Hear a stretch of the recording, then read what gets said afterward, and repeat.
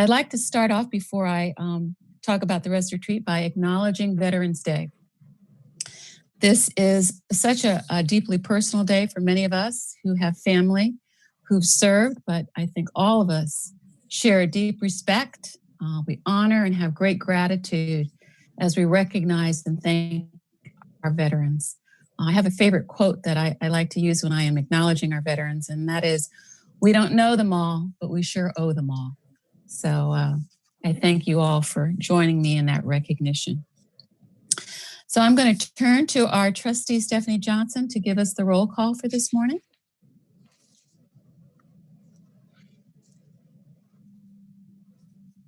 She's muted.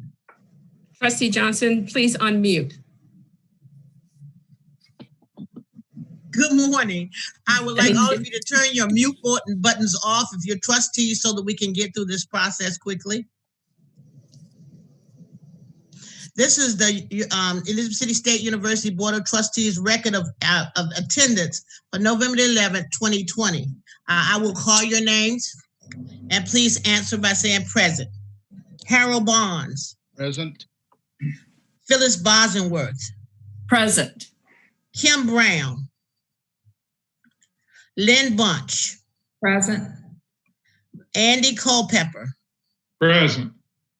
Jimmy Chambers. Present. Christine Evans. Present.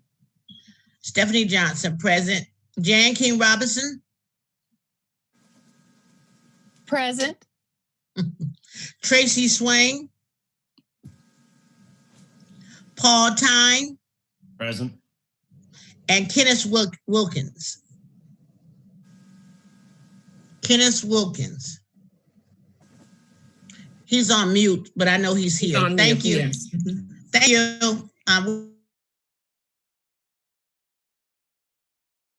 Chair Robinson. Thank you so much, trustee.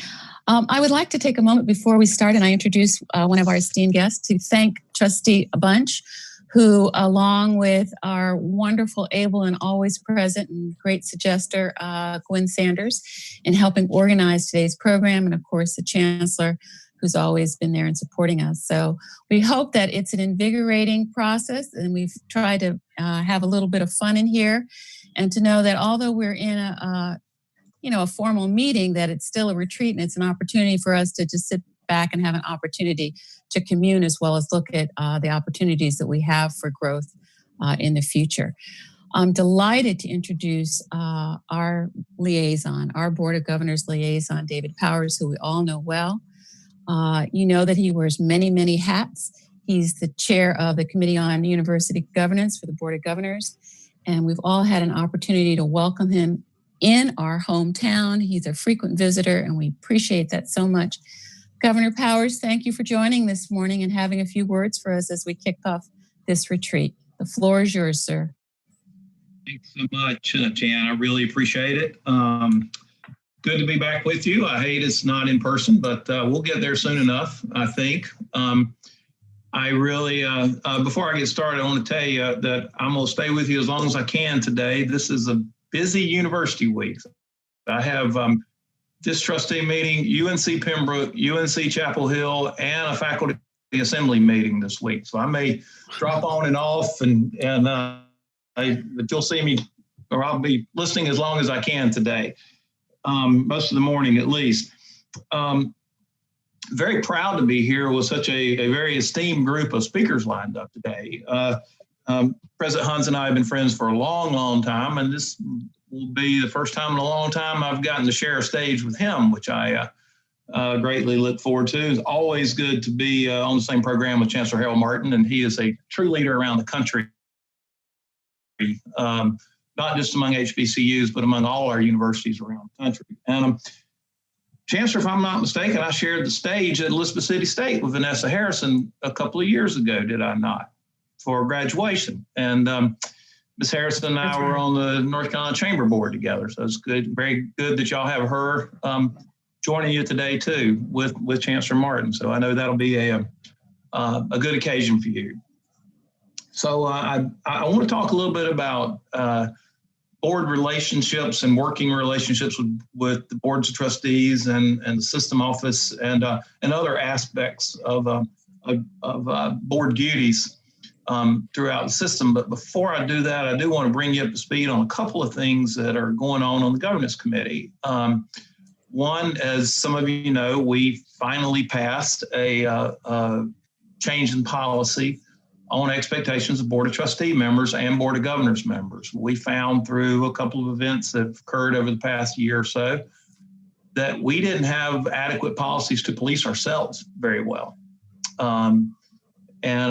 We spent a lot of time researching that, looking at how other boards do things, comparing the boards with the trustee boards within our system as well.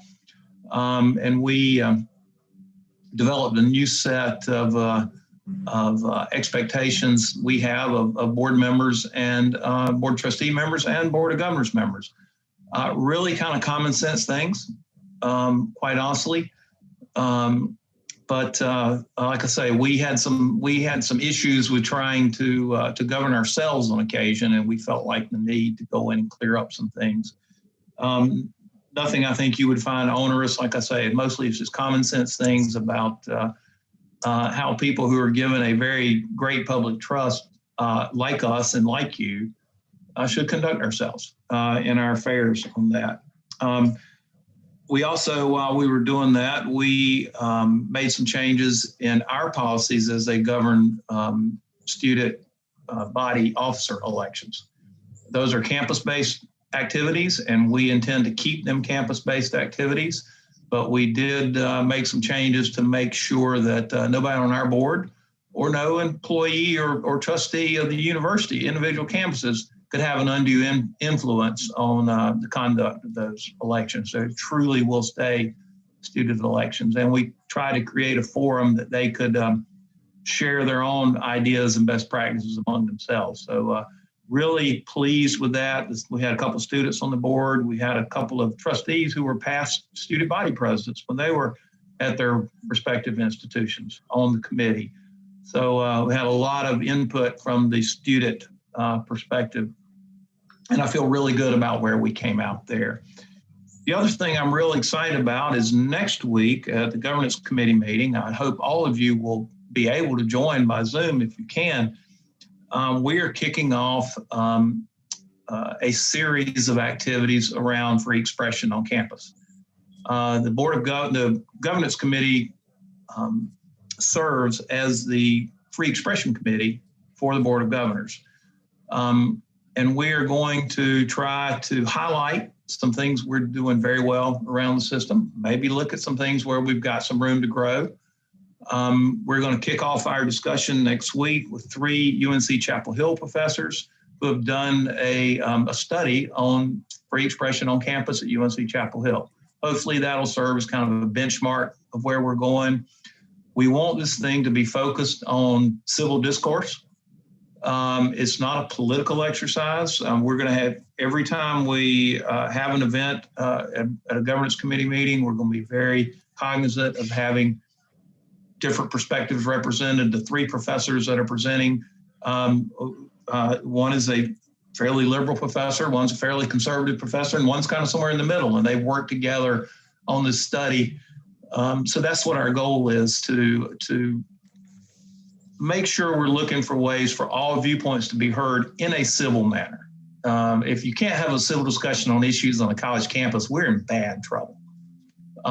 So we're going to be really highlighting things we do well, things that we get right, and like I say, places where we might need a little work, but might not do something every meeting, but at least every other meeting or so, we're going to have one of these free expression events. We'll involve some trustees at some point. We'll involve some students at some point, probably a couple of chancellors and some nationally recognized experts to come talk with us. So we want to generate a real robust discussion, and I'm really excited about this and look forward to it greatly. Trustee Tyne, I believe you were still in the legislature when they passed the free expression law a few years ago, were you not?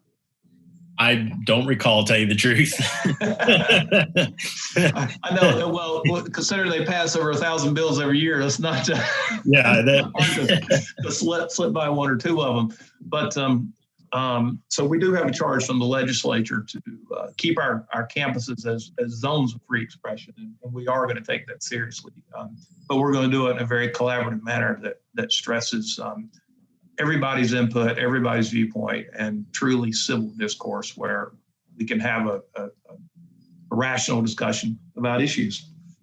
Okay, that's kind of a little update, but what I want to talk about with you today is relationships between you guys as a board of trustee, us as a board of governors, the system office, and even legislators, because the principles are kind of the same in dealing with this. I know sometimes y'all, your physical location makes you feel a little remote from what goes on in Raleigh and Chapel Hill. So I think it's even more important that you concentrate on those relationships with Board of Governors members, with General Administration staff, with legislators, to make sure you're heard, to make sure your concerns are heard. And when I enter into my job, one thing I try to stress with my members of the governance committee, as y'all know, we serve as liaisons for the campuses. We all have several assignments.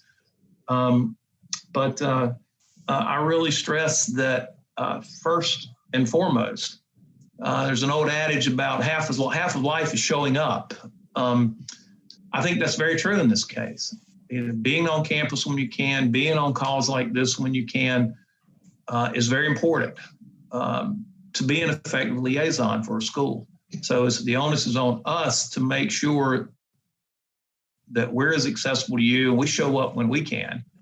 Can't always be there for every meeting, but I stress to members of my committee that we should try to be there as much as we possibly can. Being there makes you an expert, whether you are or not, because you're the guy coming from Chapel Hill and you're supposed to know all this stuff.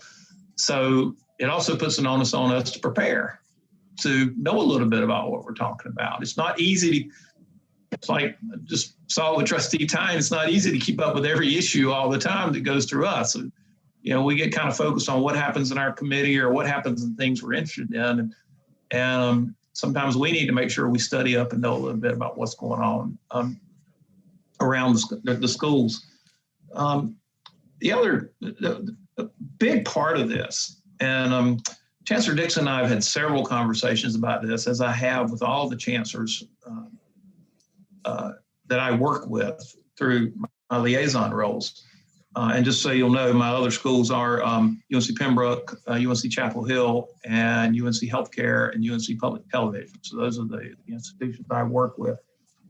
A lot of it starts in the first discussions about who you are going to be, who your trustees are going to be. And we have tried to be much more intentional about this process and having discussions about what skill sets are needed.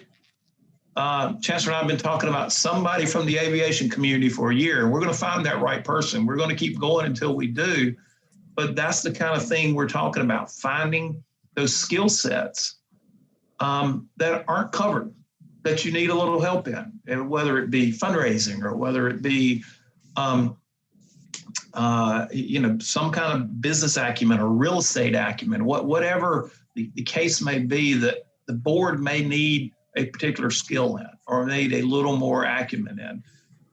So that starts with those initial discussions with Chancellor Dixon and I. And it's not just for our appointments. We often talk fairly deeply with the Senate President Pro Tem and the Speaker of the House about who their appointments are going to be. Chancellor Dixon's always free to express to me some ideas she has about their appointments also that I'm always happy to pass along. So that's kind of the first part of this Board of Trustee, Board of Governors relationship, and even Board of Trustee and legislator relationships, is making sure the Board of Trustees reflects the needs of the school, where you need help, where you need to focus on.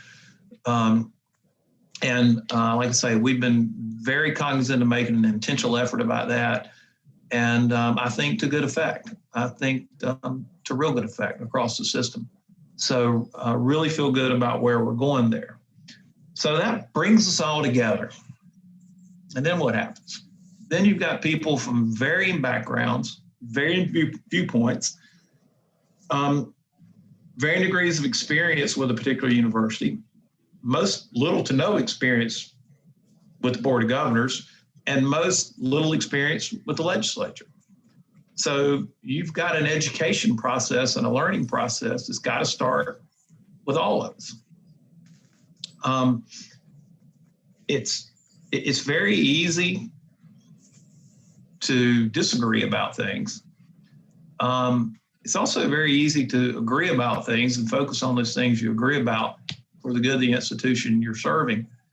But the biggest piece of starting to build those kind of relationships is building that personal side of those relationships. Trustee Barnes and I spent a lot of time together talking at Board of Governors meetings he'd come to before I ever became a liaison to Elizabeth City State.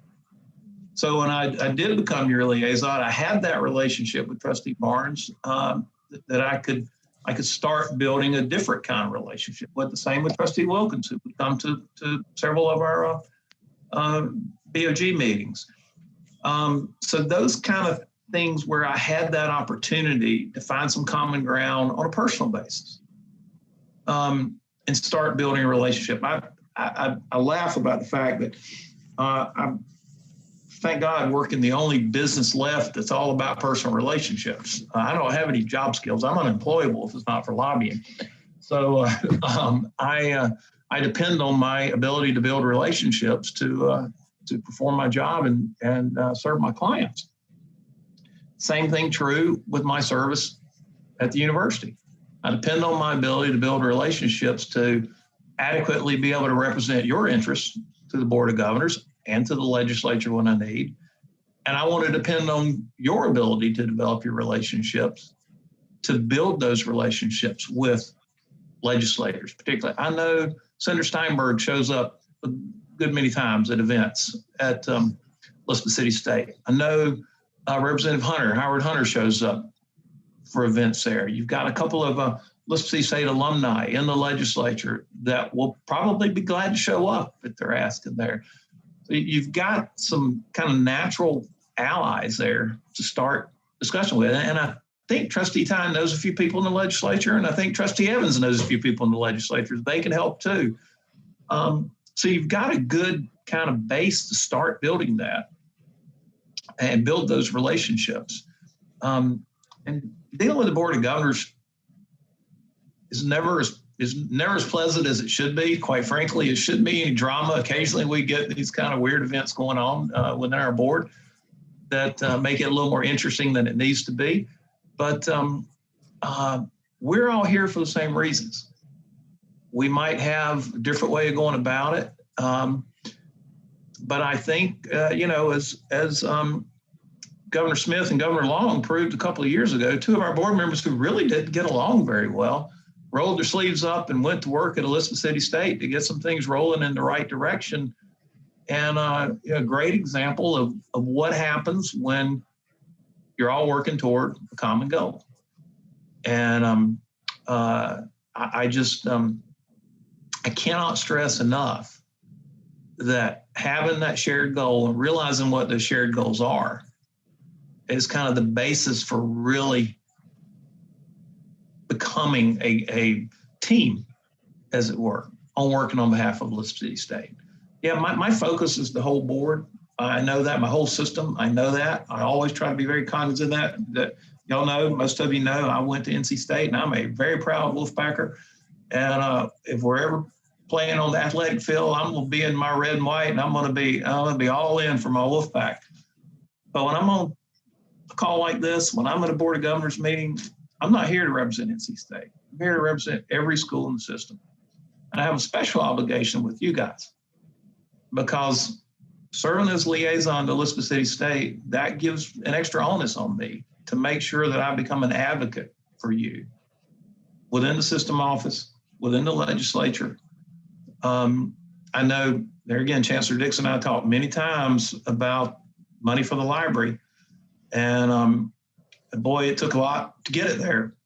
And I had to go through a vetoed budget and find other avenues and all, but you know, that's what we're here to do, to help y'all solve those kind of problems too. And I feel like that, you know, I haven't spent as much time as I'd like there, but I have spent time trying to get to know you guys a little bit. I enjoyed, wasn't very long, but the time y'all were in Raleigh, and I just came and sat, you know, had a glass of wine with you while y'all were having dinner. And those times are, it's always good to get to know somebody in a setting where you're not asking them for something. That's how I approach my lobbying business. I try to get to know legislators before I have to ask them for something. So I'm not just, you know, coming in cold, coming out of left field when I need to go to something by them. So it's really nice to sit and just be able to talk a little bit quietly and you know, share some moments where you're not worried about that problem you've got in front of you. You can just get to know each other a little bit and help you get through those problems better. I can only pledge to you, from my standpoint, that I'll always do what I can to be there or on the phone, to talk through issues, to advocate for you guys. I hate COVID has kind of reared its head because the Chancellor and I had another little thing we worked on a little bit. We had an exhibition game with NC State and Elizabeth City State teed up. And hopefully when this is all over, we'll get back to that. And one thing I'm very cognizant of, trying to make sure that our two flagships, if you will, are good big brothers, big sisters to everybody else. Because I know it might not seem like a big thing to NC State, but I know how big a deal that would have been for Elizabeth City State to come to Raleigh and play an exhibition game against NC State. We'll make that happen again. We will. So, but hopefully State and Carolina are going to take that role a little bit more seriously going forward. I can't do a whole lot to help State and Carolina, quite honestly. They do very well on their own. So I'm willing to give them the freedom to run, but they've got to be willing to help out and, you know, make this a true system where they're leaders and they're leaders on a national level, but they're transferring some of that cachet, if you will, to the rest of the schools in the system to help them grow and help them build things. So hopefully we'll keep pushing that. Hopefully we'll keep growing. I mean, I can't say enough what a great job all of y'all have done to keep things going in the right direction to Elizabeth City State. Where we are now from where we were 4 years ago, I mean, there's just no way to compare. And you've got a very capable leader. She's done an excellent job. She's had a lot of good help, staff help. You've had some good student leaders, the ones I've met, you know, to help accomplish this, and a great board. And I really appreciate you guys being in there and all you bring to her, and willing to help out in any way. Like I say, willing to help out, advocating for something in the system office, willing to help out if you want to come to Raleigh and meet with a couple of legislators. Happy to do that, happy to get involved, help out. I really I talked to Chancellor Dixon a good bit about Trustee Evans because of that very reason. Because Chris and I have worked together on a couple of issues in the General Assembly. I knew what she could bring to you guys and helping build those relationships. Didn't know at the time that the Speaker was going to appoint Trustee Tyne, which doubles that effort there. So advocacy is a big part of what you do. You're advocates for the university. We're going to try to give you more and more responsibility. We've done some things already over the past 2 years, and we're going to continue looking at things we can give you a little bit more authority over, if you will. You've really got to serve that advocacy role well.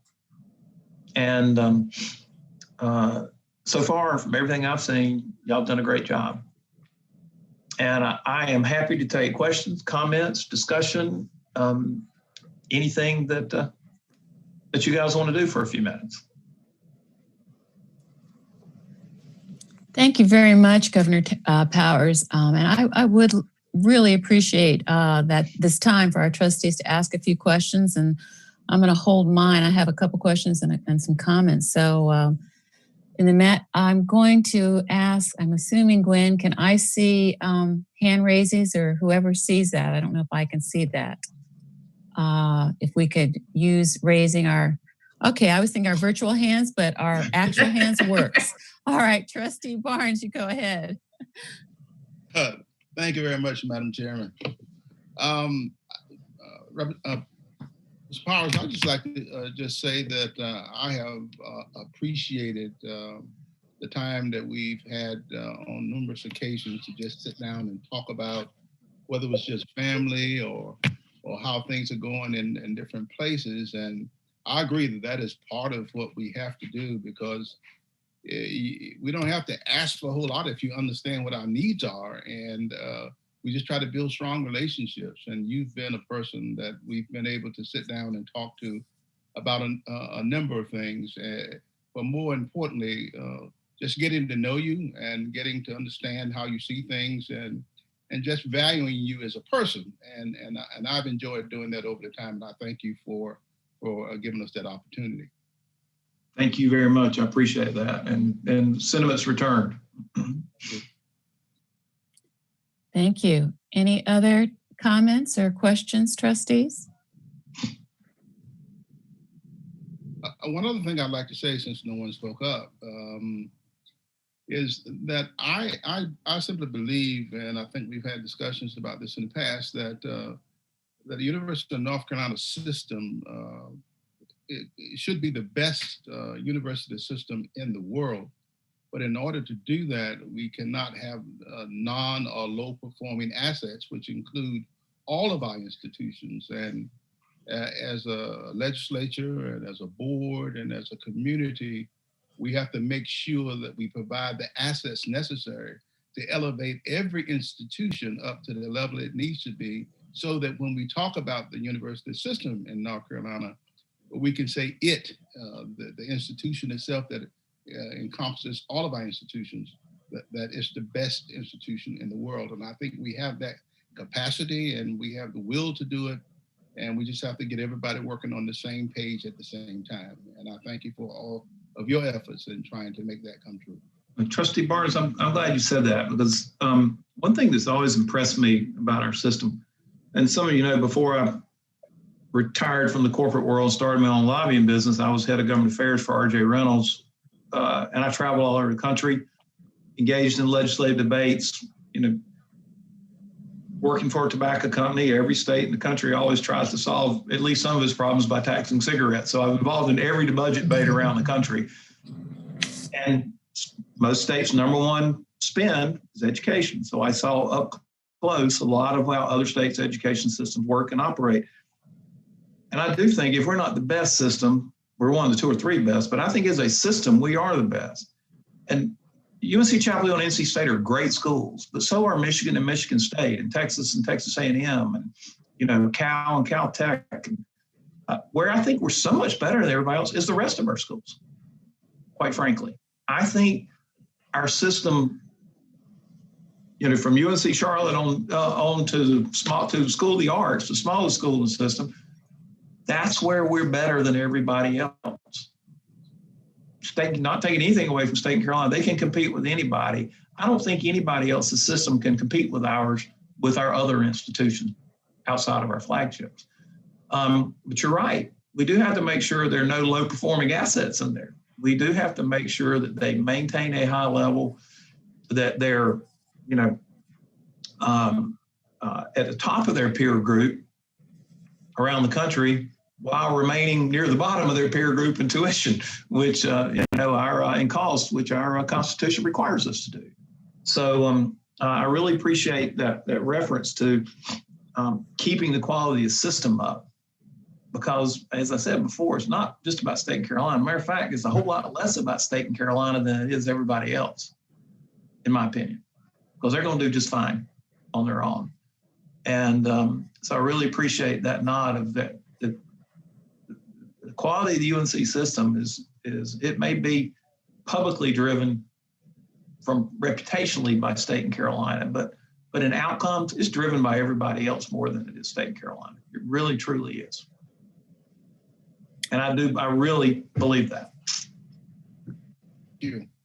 All right, thank you. I'm going to go ahead and ask my questions. I don't see any other Excuse me, trustees with raised hands. Chair Oh, Robinson, sorry. I believe I see Trustee Bosworth's hand up. Oh, great. I didn't see your hand. Please, Trustee Bosworth. Thank you. I just wanted to say thank you to Governor Powers. We appreciate very much your involvement with our board and your presence. It's wonderful when you come and join us and share with us your thoughts, and it's been very helpful for me. And I really appreciate you coming and spending time with us. Thank you. Thank you very much. It's funny, I spent a lot of my career traveling all over the country, and I was very fortunate. I got friends all over the country. But I didn't know North Carolina as well as I needed to, quite frankly. And then the last time I've been on the board, now I've got friends all over the state, from Cullowhee to Elizabeth City, from Wilmington to Boone, and just feel very blessed to have been able to build these relationships and work with the kind of people that I've gotten to work with at the universities, on the boards of trustees, and then the university staffs. And it's made me a better person and made my life better. And I really appreciate that. Thank you. Well, a comment and a question for you, Governor Powers. One, I really appreciate your sharing with us, as always, and the support that we've enjoyed from you specifically. A couple of things that I've noticed over the years, and you have echoed this today, when we've had our students come back from their student conferences, where all of the students within the system, leaders, have gotten together, they come back just so infused and excited about how they can collaborate. And that, to me, is one of the strengths of the system that I don't necessarily see happening throughout. And it may be that we as a board are not informed of that. We do hear from time to time how our faculty has collaborated across schools. But that collaboration right now, particularly when you're talking about civil discourse, and I loved it because you have just emulated, getting to know people. We can have the harder discussions when we have bent our arms and had a glass of wine or a cup of coffee or a cup of tea together. If we have some kind of relationship, the harder issues and discussions, of course, can happen with some civility because we have regard and respect for one another. And there are lots of opportunities throughout the system for the harder discussions because we have such great diversity and representation. And so I wonder if, from that vantage point, I love that we're going to have this opportunity for there to be a discussion about how we have civil discourse. But is there a discussion about how that can be used throughout all the different aspects of this incredible community that we belong to as the university system? I sure hope so. That's all I'll say. It's tough. You can't force things on people. And I don't want to force things on people. I want people to build this together. But, as we're looking at the free expression events we're going to do, we're trying to involve every aspect of the university students, faculty. We're starting with faculty, boards of trustees, chancellors, legislators. We're trying to involve every aspect of this to kind of have that conversation. I'll tell you a quick story that this is one of my most meaningful moments to me in the system. I served on a search committee for Western Carolinas. I don't know if y'all remember, but they had a failed search. We actually went through 2 searches, same committee. And there was a professor there named Vicki Szabo. Vicki was a history professor with a concentration in climate change in the North Sea in the Viking era. That's about as specialized as I've ever heard any academic qualification. Vicki and I would have a political discussion. I would almost be willing to guarantee you there might be one issue we could find to agree on. Probably not. But we sat beside each other for 3 days worth of interviews on 2 separate occasions. So for 6 days, and laughed and talked about history because we both have a love of history and got to know each other. And this week, Vicki and I are doing a presentation to the UNC Faculty Assembly on advocacy and board faculty and relationships. So I love that, the fact that we got to be friends and we got to know each other and respect each other enough that not, we don't have to talk about what we disagree on, but we can talk about things we share. Mm-hmm. And we're going to do it together. Instead of debating one side or the other, we're going to do it together. So I'm really excited about that. And it makes me feel good that we can do those kind of things. And, but like I say, we both loved history and we both thought we were funny. So we laughed a lot and talked a lot and had a good time getting to know each other. And now we're doing a presentation together. So those are success stories to me. Yes, quite frankly. absolutely. Those are success stories. Yes, thank you. Hopefully we can pass those on. Yes, thank you. Well, I thank you for sharing. And Chancellor, I didn't know if you had any words or comments you wanted to make before we move on. Well, again, I want to thank Governor Powers for his continued support and advocacy of Elizabeth City State University. And I believe, Governor Powers, you made some wonderful points about the fact that we are not the same institution we were 4 years ago. And we're all excited about that. And I never claimed to have done any of this myself. It is definitely the support of the Board of Trustees, our faculty, our staff, my staff here in the Chancellor's office, and just everyone who has contributed to the success, and our students. I can't forget our students, because it was our students that really gave us the motivation and the commitment to do all we can to make sure that they have the best experience possible at Elizabeth City State University, and also to make sure that we are instilling in them everything that equips them to be successful after they leave Elizabeth City State. And so I'm just quite honored to lead this great university, and we are definitely making an impact in northeastern North Carolina and in this region. And we together are building the foundation for the stability of our great and beloved ECSU. So I thank you as our Board of Governors liaison. I thank the Board of Governors, the North Carolina General Assembly, and everyone, even our advocates in Washington, D.C., because we're all doing this together and doing this for all the right reasons. So thank you, Governor Powers, for joining us this morning and for your continued advocacy and support of Elizabeth City State. We greatly appreciate it. I'll always be there. Thank you very much. I enjoyed it. Thank you, Chancellor. And Governor Powers, we appreciate however long you can stay in the mix, and you're welcome to join in. I'll be on and off. I'll be listening. Okay, great. Thank you. Thank y'all. Wonderful. Thank you. Enjoy the rest of your day. Thank you. You too. All righty. So, Chancellor, I think that we are ready for you to make the next introduction of our esteemed guests, and we're delighted to have our Chancellor from A&T back with us. Had to take myself off mute. Thank you, Carol Robinson. Thank you so much for the opportunity to invite a great colleague of mine. And I have to say, Harold Martin has, as Governor Powers mentioned, he has done a significant job with leadership in higher ed in North Carolina and beyond, well respected across the country. And I am just thankful, and it's such a blessing to have crossed paths with him, because he gave me the opportunity in 2008 to come work for him at the UNC system, to give me a opportunity to lead higher education from a macro level, working at the system. And so I owe him a great thank you for that opportunity and believing in me and my leadership.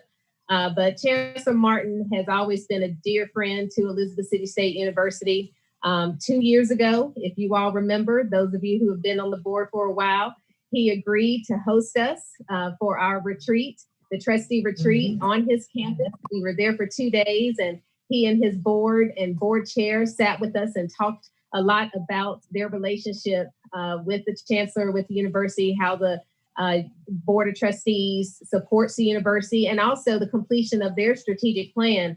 And I have to tell you, Chair, and I know you can agree, and I know at the time Trustee Barnes was the chair, but we came back so energized after hearing from North Carolina A&T State University leadership. And we're so excited and delighted that Chancellor Martin has agreed to join us again today. And we're also excited that he has with him his board chairwoman, Vanessa Harrison. And Ms. Harrison is the president of AT&T Georgia.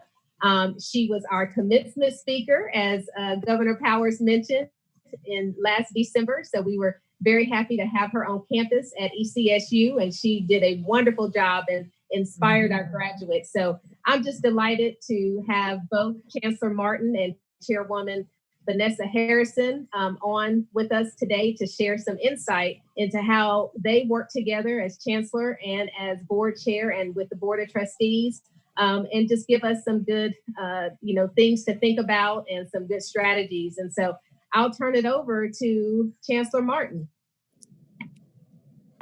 Good morning. Thanks very much, Chancellor Dixon. It is a pleasure to be with you this morning and have our chair of our Board of Trustees, Chairwoman Vanessa Harrison, with us as part of this discussion with you this morning as well. And certainly, good morning to all of the Board of Trustee members.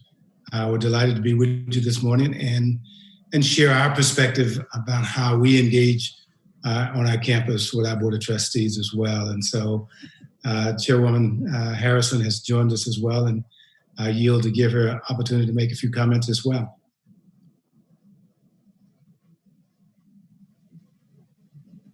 Well, good morning, everyone. Thank you so much, Chancellor Dixon, for inviting us to be here. It is always a pleasure to be here. And I just want to congratulate you and your board for the amazing work that you all are doing there. I think I was there about 2 years ago, just when you were just about ready to get started. And I tell you, you have done some amazing work, and we're so proud of you, and always stand ready to help Elizabeth City State University in any way that we can. So thank you for inviting us. Thank you. And as I've shared with Chairwoman Harrison, we'll do a Huntley Brinkley. Some of those of you who remember Huntley Brinkley, we will share our perspectives as we move through a few slides to engage in conversations with you. And I echo Chairwoman Harrison's comments as well. The remarkable progress that has been made at Elizabeth City State University is beyond measure. And so we're excited about what's occurring there, and hopefully what we may have to share will be of some value to you as well. So if we could pull up the presentation, that would be great.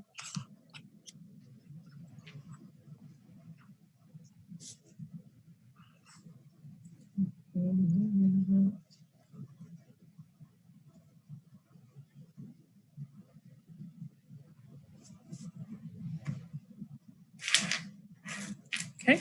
So let's move to the very first text slide. Next slide.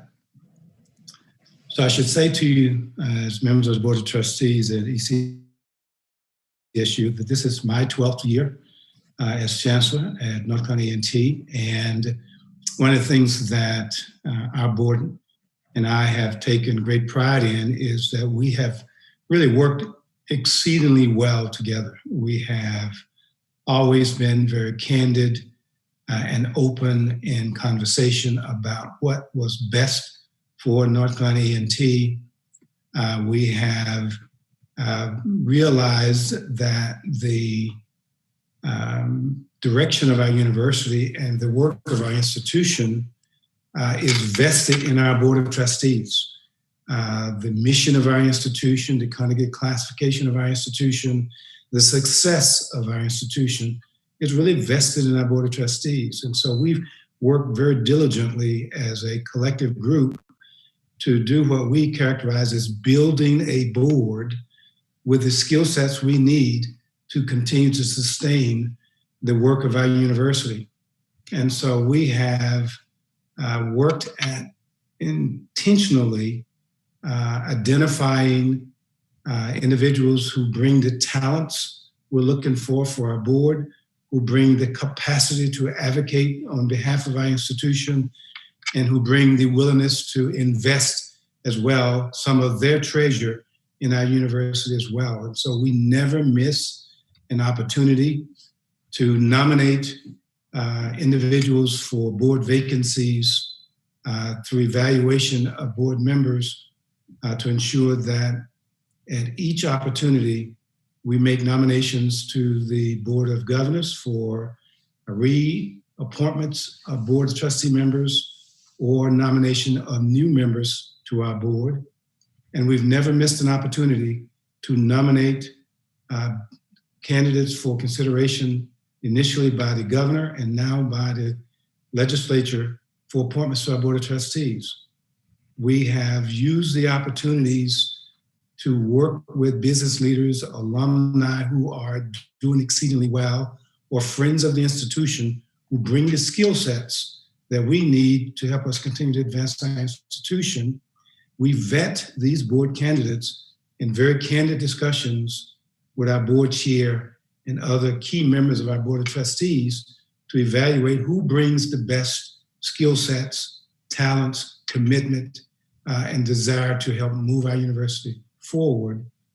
And we focus on diversity, including diversity of thought, political affiliation, background, and business skill sets, so that we are continuing to bring to the board the very best talent. We have a Board of Visitors that has become an incredibly important group for our university. It's about 45 to 50 business leaders, political leaders from around the nation, high numbers of alumni who've done exceedingly well, and local business leaders, political leaders affiliated with our Board of Visitors, as well as advisory boards for every one of our colleges. These advisory boards and the Board of Visitors serve as key points of contact for business leaders, community leaders, alumni, and the like to connect with our university in some of their first levels of engagement with the institution. And we evaluate those members of advisory boards for our colleges, the Board of Visitors, and others to assess those individuals' commitments to our university, their capacity to give and their willingness to give, and the evidence that they've given, and their willingness to advocate on behalf of the role of our university, the impact of our institution on our community, our region, and the state as a whole. Those board members of the Board of Visitors and the college advisory boards serve as the best evidence that an individual will serve as an effective and successful Board of Trustee member. And those individuals then become nominations for consideration for our Board of Trustees, the most significant and valued board for our university. And we wanted to share that as part of our conversation. This is our process. We just completed a conversation with Chairwoman Harrison and another member of our Board of Trustees just this week in preparation for nominations for the Board of Governors appointments, as well as legislative appointments that we will be submitting very shortly before the holiday break. Now, once the board is constituted, we are very clear about orientation of our board members, strategic direction of our university, the expectations of our Board of Trustee members, and the like. We value a high level of communications with our Board of Trustee members. There are one-on-one meetings with the board chair and me in preparation for board meetings. There's never an opportunity to miss engaging with the board chair to prepare for both the board chair and for me, ensuring that everything is on point relative to our Board of Trustee meetings and any key items that may be contentious or closed session items or items of importance that the board chair has to be briefed about in preparation for leading the board meetings successfully. And that we never miss an opportunity to ensure that there are appropriate engagements with our Board of Trustees. We have the regularly scheduled meetings, quarterly meetings. We have a required retreat during the summer, and we will have necessary call meetings as needed with the board to meet the ongoing business of the university in a very significant way. Now, in terms of engagement with our board, we have standing invitations to our Board of Trustee members for the standard engagement through commencements, convocations. We have an excellent Chancellor Speaker Series that brings global leaders to our campus on a regular basis. We often schedule these speaker series around Board of Trustee functions so that our Board of Trustee members are enabled to attend high levels of engagement at athletic events, football games, basketball games, other athletic events, and all major functions where we celebrate the successes of our students, faculty, and staff of the university. Our Board of Trustee members are engaged and invited. We also, of course, at all Board of Trustee meetings, host a dinner or reception the night prior to the meeting, where we invite select groups of faculty senate, staff senate, student leadership groups, alumni groups, new faculty hired, staff hired, business leaders, community leaders, political leaders are regularly brought to our university to engage with our Board of Trustees at every Board of Trustee meeting. We never miss the opportunity to socially engage with our Board of Trustees. And I would suggest that my leadership team and I err on the side of keeping our board briefed about all key issues that may occur related to our university. And so there are no surprises, if you will, where our board continually is briefed through communications from me to the board to keep them informed. Big announcements in the media, unfortunate situations that may occur within our student population, anything that may occur in the media, it is heard through me by our board before it ever shows up in the media. I think that's critically important for engagement of our Board of Trustees. No surprises is our strategy with our board. So I'm going to pause here for a moment to give Chairwoman Harrison to make some comments to share her perspective across these items. Well, Chancellor, I mean, you said it all. The only thing that I can say is that, we look at our role as being members of the university, carrying out our fiduciary responsibilities, but also helping to steer the organization into a sustainable future. One thing that I shared with Chancellor Martin when I first came on the board is that it is upon each and every one of us as board members to tell that story. Too often there's just amazing things going on campuses, but nobody really knows it but the people that are on the campus. And so we have to be the voice of the university by telling the story and sharing the things that are going on in terms of the successes, and then also representing the university to ensure that we get the appropriate resources that the university need to advance our agenda. So I look at us as being members of the board, as being members of Chancellor Martin's staff as well. We're partners in this, and we are the voice for the university. And so it's a great relationship. It's just a great relationship there. Thank you. Next slide, please. So the role of the board through advancement, and I would suggest from a big picture perspective, one of the most important actions of our Board of Trustees has been to approve our university's strategic plan. Our university strategic plan is a really living document for our university. It has framed the aggressive strategy for advancing our institution. They are intimately involved in the plan, the peers of our university, the benchmarks of our institution, and our intent per our strategic plan to be amongst the top 10% performers of our peer institutions and advancing our institution to be successful against those benchmarks. All of our Board of Trustee meetings then are aligned with progress of our university toward our strategic plan for that year. We extract from our university strategic plan what we define as a set of university priorities for that year. And all of our meetings are tied to benchmarks to realizing those objectives, those priorities for that year. And every committee agenda is tied to the progress toward those benchmarks.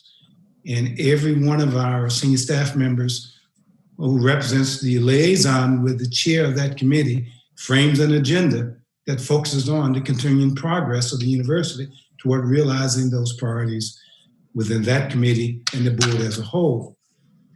We also realized our ability to achieve the aggressive strategic plan we put in place for our university, that we would need additional resources. The biggest challenge was driving conversation and strategy and conversation with the president and board of governors for the university system, what our budgetary needs are, what our federal legislative and priority needs are, and communicating those in an aggressive way, but also the importance of private fundraising. This was a big part of, and I would say, an under-realized opportunity for our university before. It is one of our most successful levels of engagement for our university today. And we took very intentional steps to build out a very successful advancement function for the university that's overseen by our Board of Trustees through the Committee on Advancement. And it is through that committee that the key work of the university's advancement activities are managed and monitored. To begin this discussion, shortly after my arrival as chancellor at North Carolina A&T, we realized that we had a very weak advancement function. And as a consequence, in conversations with our Board of Trustees, we enlisted the services of a consultancy group, Alexander Haas, to evaluate our advancement function. Looked at every aspect of our university advancement function, our staffing, our technology, our processes, leadership for advancement function, and all of the associated entities of our university who had in their mission raising money on behalf of the university. Our university's foundation, our athletics, booster clubs, we had 2 at the time, our alumni association and its role in raising money on behalf of our university, our Hall of Fame athletics group for our university. All of these were associated entities whose responsibility it was to raise money as part of their mission.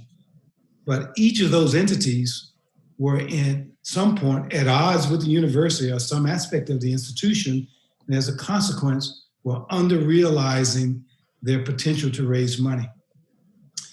Alexander Haas came back after a significant level of engagement with our Board of Trustees, with our leadership team, and with all of our associated entities with some critical recommendations.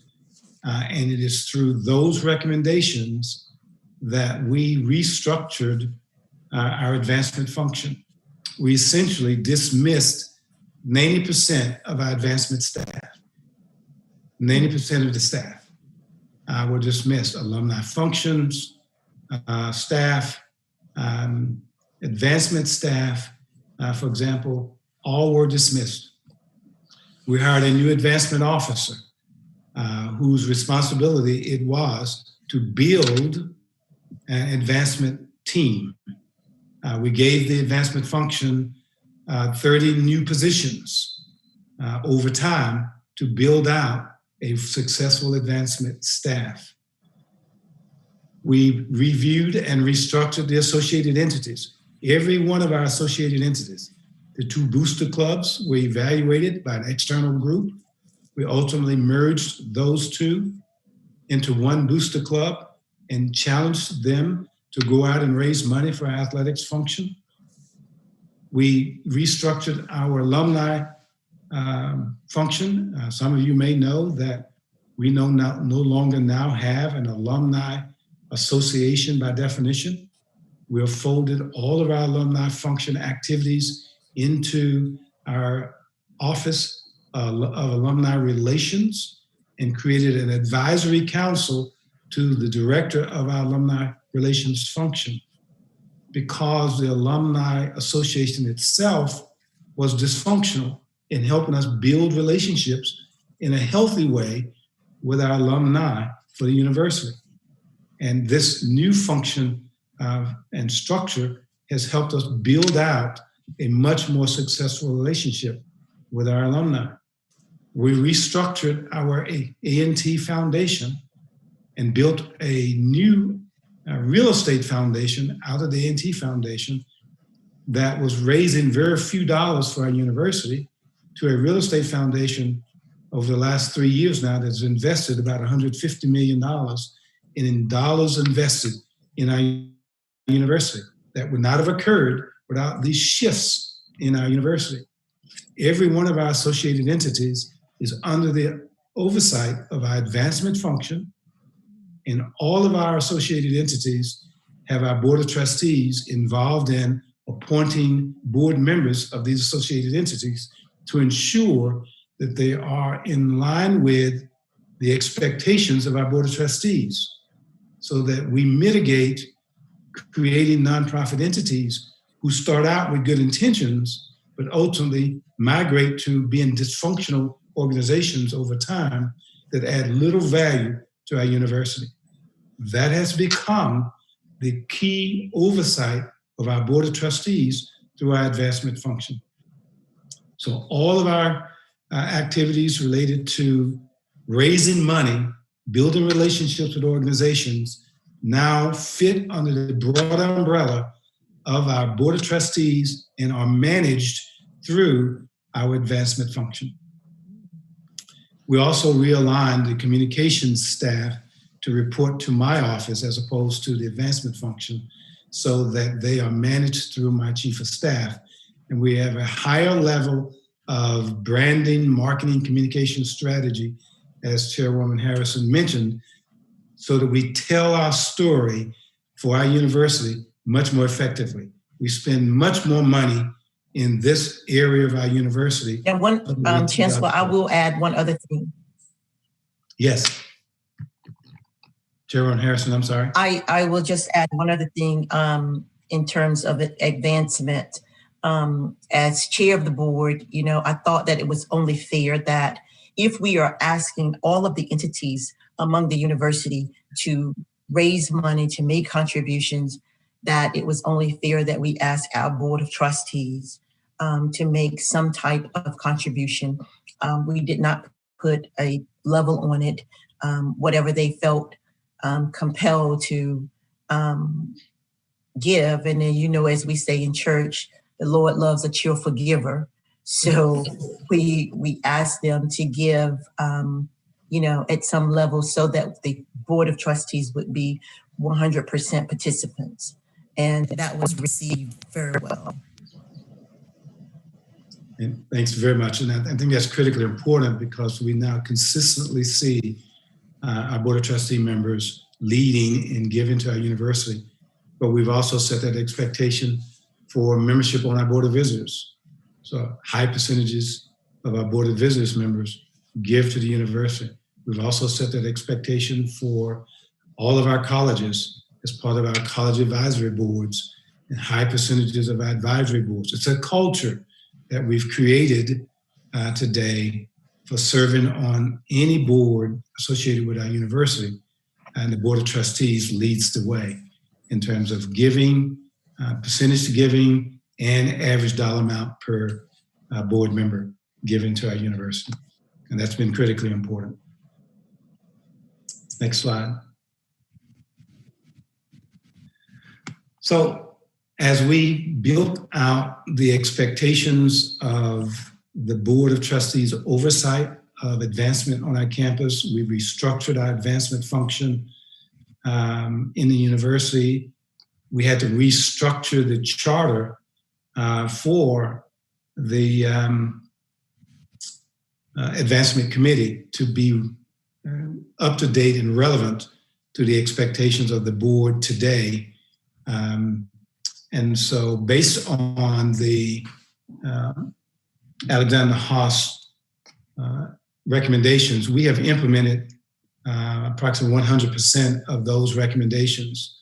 And so the Board Advancement Committee, External Committee, is indeed charged with the oversight of the university's programs related to private giving at the institution, alumni programming, our communications and marketing strategy, our public relations and university communications strategy, external relations at the local, state, and national level.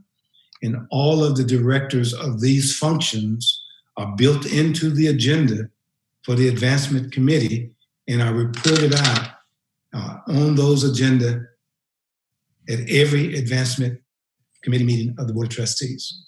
So the Board Advancement Committee manages these activities, demands quality, asks tough questions, and ensures that the university, through our Advancement Vice Chancellor and I, are held accountable to reporting progress in the advancement area across these core areas. And again, we revised our charter to reflect these increased responsibilities of the committee. Next slide. Chairwoman Harrison chaired the Advancement Committee prior to assuming the responsibilities as chair. And these were part of the core responsibilities as reflected in our charter for the Advancement Committee. Again, advising the university through our private support of the university, assessing effectiveness and making recommendations related to philanthropy, receives reports on alumni activities and initiates and makes recommendations concerning alumni relations.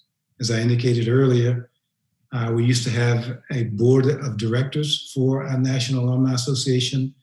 We made a decision because of the dysfunction of that board that we were not seeing the progress that the Board of Trustees wanted to see in terms of the relationship building and enhancing the relationships and giving of our alumni. And so the board voted, based upon the consultancy's evaluation, to disband the board of directors for the National Alumni Association. So that group does not exist any longer for our university. And one of the things that's important here is that we built out for our university, probably as you've done in all of the universities in the UNC system, a number of associated entities. Per the policy of the Board of Governors, that policy, policy 600, gives the Board of Trustees and the Chancellor authority to disband these groups if these groups are not functioning as they should be functioning. If they're creating more dysfunction than they are enabled to realize their mission in supporting the university. And we've used that policy and oversight of the Board of Trustees to make adjustments to all of our associated entities so that they are all today very progressive, very proactive, and much more successful in raising money we have realigned the expectation that they are focused on raising money, building relationships, and enhancing the success of the university. And I want to be clear that we've taken that progressive step to do that. The Advancement Committee Charter also recognizes that, as Chairwoman Harrison has suggested, we need to start telling our story more successfully. And so built in the charter is reports on our marketing, communications, and public relations conversation, licensing, and external relations for the university. We also receive reports on activities of the State General Assembly and, quite frankly, congressional priorities for our university as well, and their recommendations and approval for the university's fundraising capital campaign strategies. And we're in the midst of a capital campaign at this moment. Chairwoman Harrison, any additional comments here as well? No. Next slide. I just think that here, the better.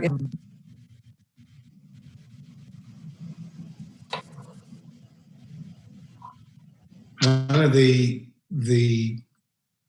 core sets of priorities that we felt were critical for advancement activities as well was the reporting of the university activities to the Board of Trustees on our annual fund and capital campaign strategies.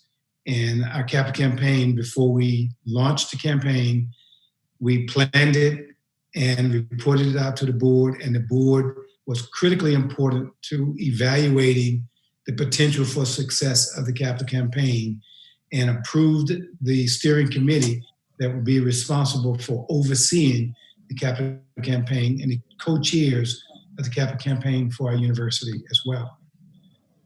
Our advanced committee oversees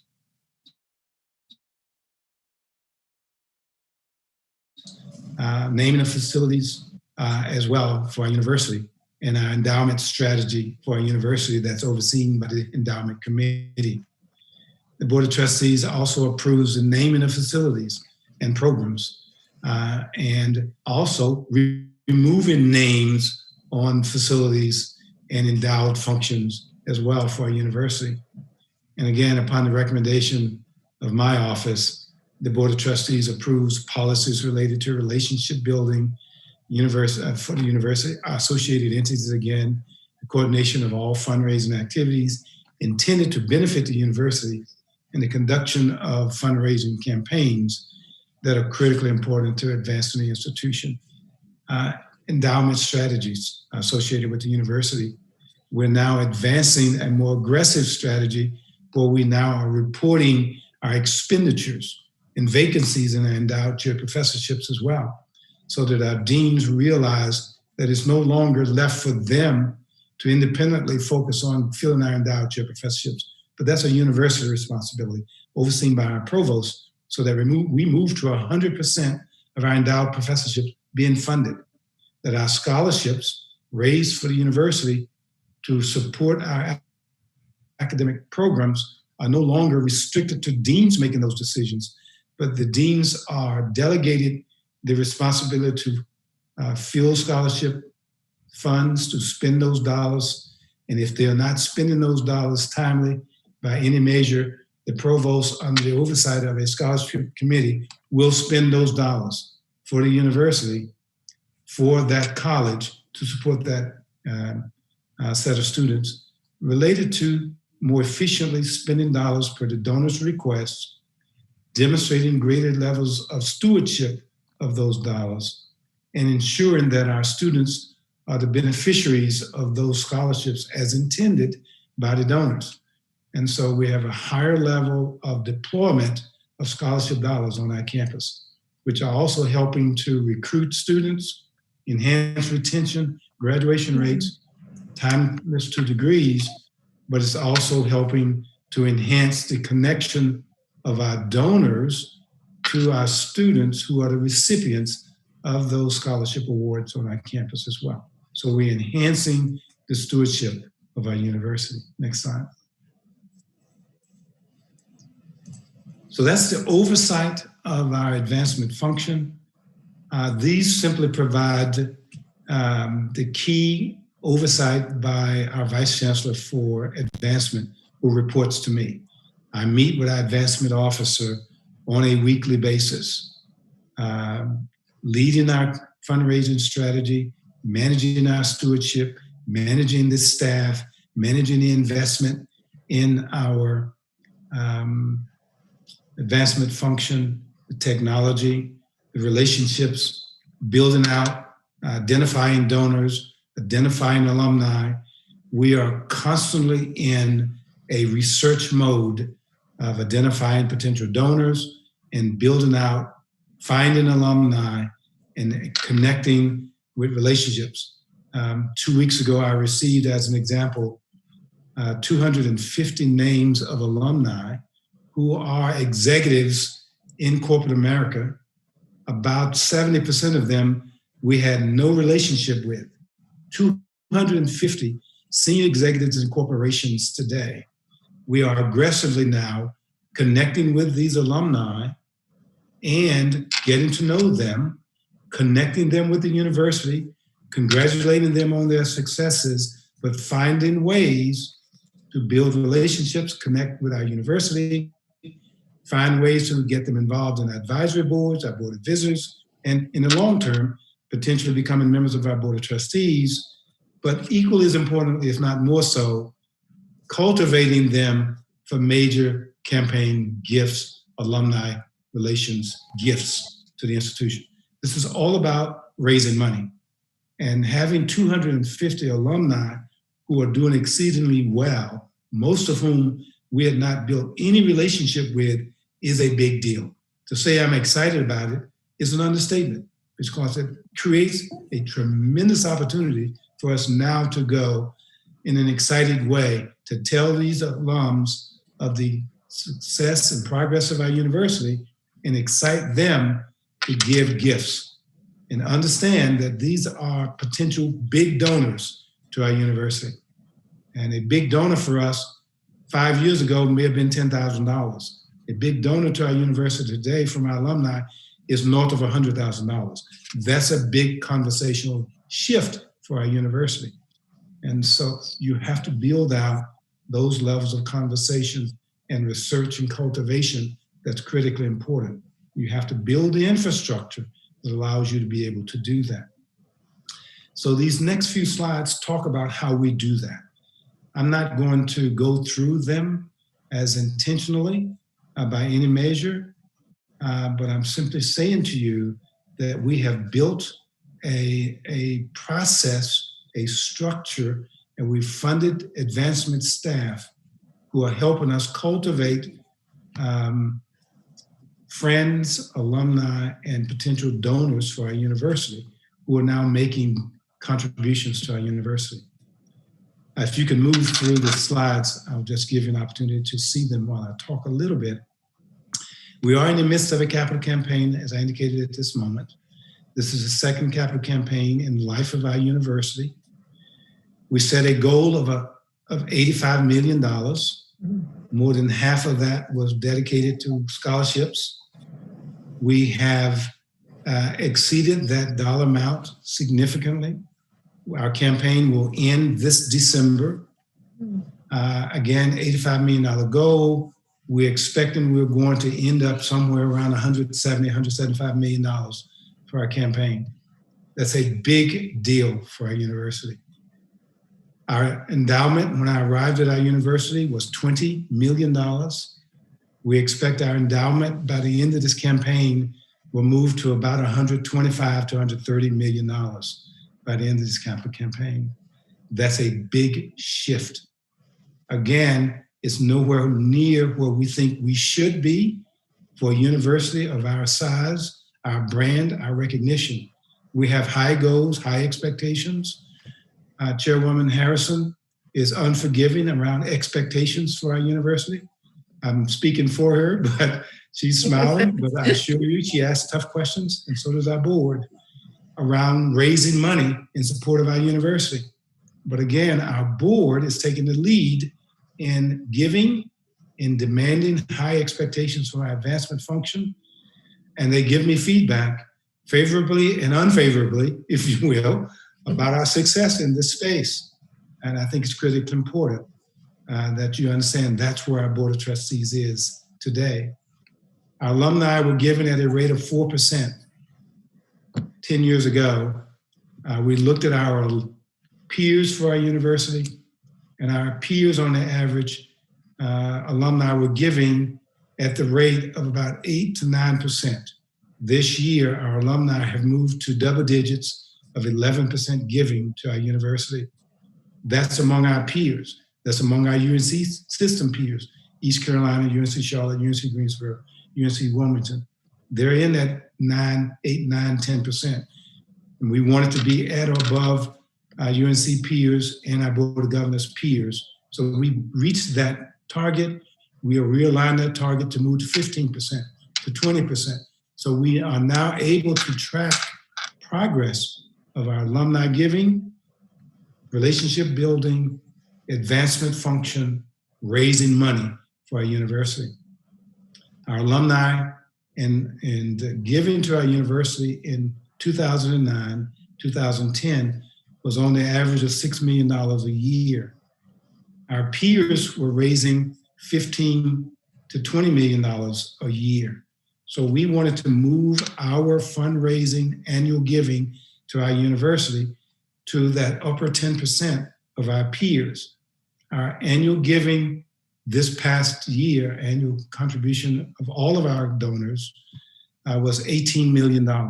That's a big shift from $6 million to $18 million raised for our university. We're not satisfied. We're pleased, but we're not satisfied. We want to move that target to north of $20 million again. But we can set these kinds of targets for our university today because we have intentionally built a board that oversees our university. We've intentionally built an advancement function that we can hold accountable to helping us raise money. We've built the infrastructure that is now driving the success of our fundraising strategy. This is why we're being more successful. We still have work to do, but I'm sharing with you exactly what we've done with our board chair, asking the tough questions, overseeing our advancement function. So I would move at this moment, given the time frame, an opportunity to answer any questions that you may have. First, before we do that, see if Chairwoman Harrison has any additional comments she'd like to make. No, I think that we've covered it, all in our slides. Again, I just re-emphasize the importance of, telling your story and reaching out and connecting with people in the community, people in the business community, and alumni. You can't overlook the alumni that's gone on to be successful and maybe just haven't connected the dots yet about giving back. And so we can remind them, this is an important step. I would suggest to you as well, as you may be thinking about questions, I would suggest we move the slides to questions. But I would say to you as well that two additional things that are connected to what Chairwoman Harrison is suggesting. Alumni get excited when they hear successful stories about the university. And so we have taken a big step toward seeking national rankings of our university. And we've identified those more public national rankings that most universities value. U.S. News and World Report rankings, for example, Money Magazine rankings, the Princeton Review, for example. We were not ranked among any of those organizations 10 years ago. Mm-hmm. Today, for the second year in a row, our university has been ranked among all doctoral research universities numerically 2 years in a row now, and we keep making progress as we move up the ladder. We're in the upper 50% of nationally ranked universities in America, doctoral research universities. That includes the Chapel Hills and NC States, the Stanfords and Michigans, et cetera. We're a doctoral research university, and we wanted to be ranked among those universities. And we are today for the first time for our university, based on the investments we've made. We are ranked by US News and World Report and Money Magazine as the top HBCU in the nation. Money Magazine ranks us among all public and private HBCUs as the #1 HBCU in America. That's a big deal for us. US News and World Report ranks us as the #1 public HBCU. This year, we're tied with FAMU. That's a big deal for us. We laud those stories. We share them through social media. We share them on our website. Those successful rankings are things we can crow about. Our alum love hearing about the fact that we are not only the largest, but we are nationally ranked. That's important to building fundraising strategy with our alums. The other aspect of building relationships with alums is they love winning teams. They do. When I arrived at A&T, our football team had lost 2 years in a row, all 11 games. We were 0-22 in football. We had not won a MEAC championship in a long time at all. And so we made a decision in concert with our board of trustees that we were going to move toward winning teams in athletics. I like winning. No one associated with our university other than my AD and many of my coaches hate losing more than I do. I pout for a period of time when we lose. I'm just saying to you that winning is important. And when you excite your alums around winning, because you've hired coaches, you've made a bigger investment in hiring coaches, and expect a return, they will deliver. But you've had to set standards around what winning is about.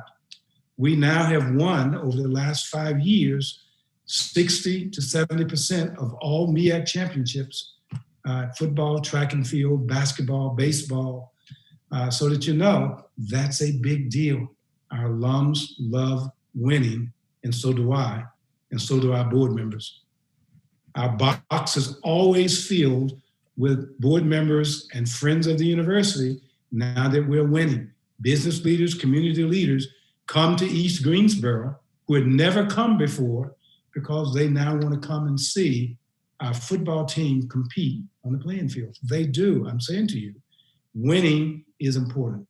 So finding ways to build successful athletics teams have paid great dividends for our university. Our booster club, which raised $200,000 and $300,000 a year before among 2 booster clubs, we merged them into one. They raised more than $1 million for the first time in their history this past year. We're winning. They're excited. They want to raise more money. So you've got to find ways to excite donors, be they alumni, community leaders, business leaders, to want to commit to supporting your university, wherever that may be. And that's been our success story in raising money for our university. Thank you very much, Chancellor Martin and Chair Harrison. You have given us an incredible amount to think about. Your methodical, systemic approach to how you have revised the entire approach by the collapse and dissolution of several other organizations is something that for a larger school is a big deal. We're a smaller school, but would you speak for a moment about that was a huge cultural shift. Over what period of time and how did you manage, particularly your alum, in making such a decisive and very, very radical change? I think we began the conversation with our alums day one.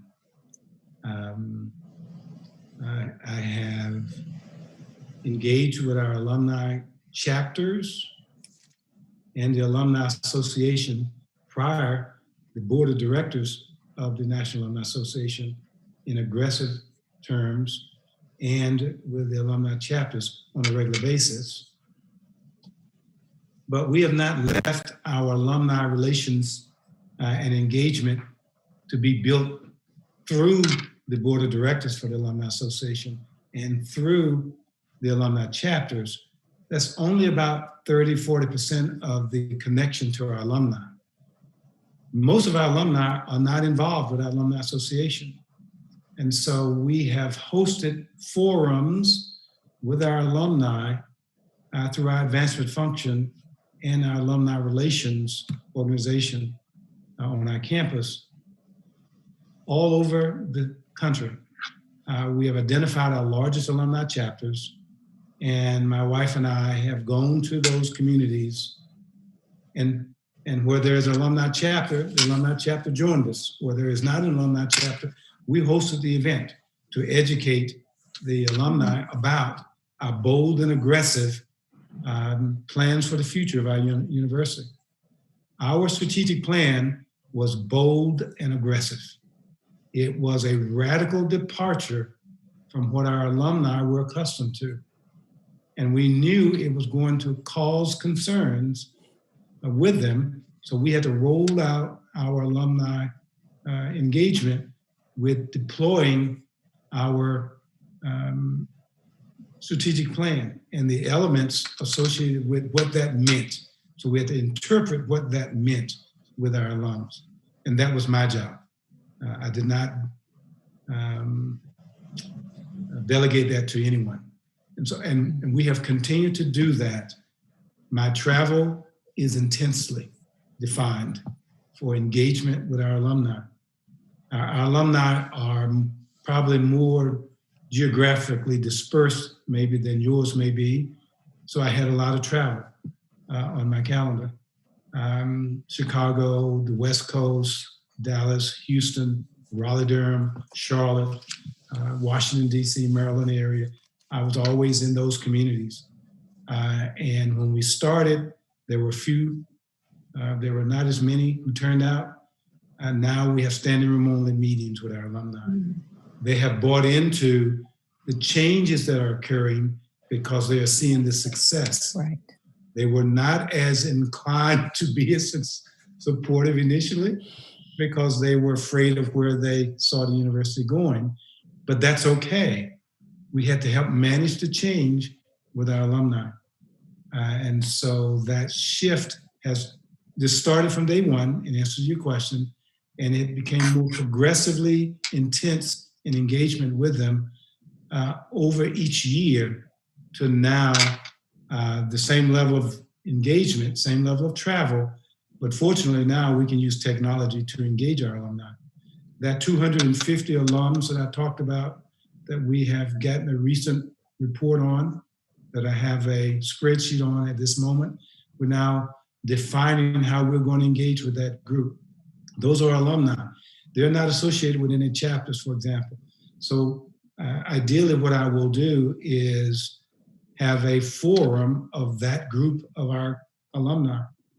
Imagine having an alum that's in the C-suite of 25 global companies at this moment that we didn't know, in the C-suite, that are driving conversations that can open the door for us to have access to a one-on-one conversation with the CEO and technology leader for that company, and what that means for us as a possible conversation.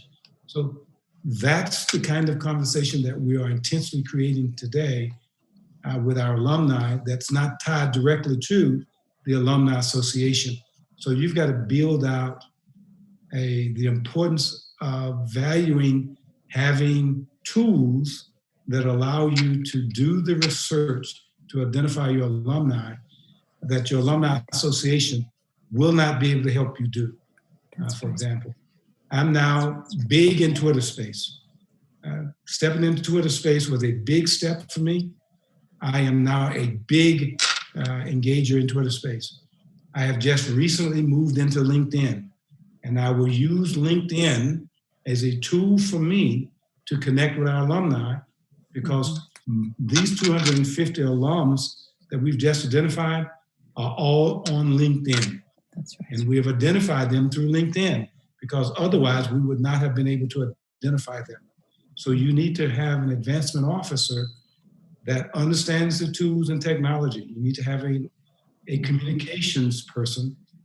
Our communications person is very technology astute.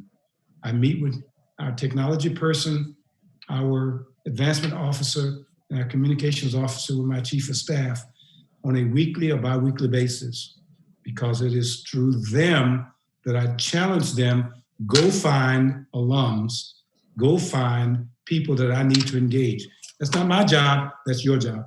So I have a team of people who are working with me to do that today, that builds out these types of functions.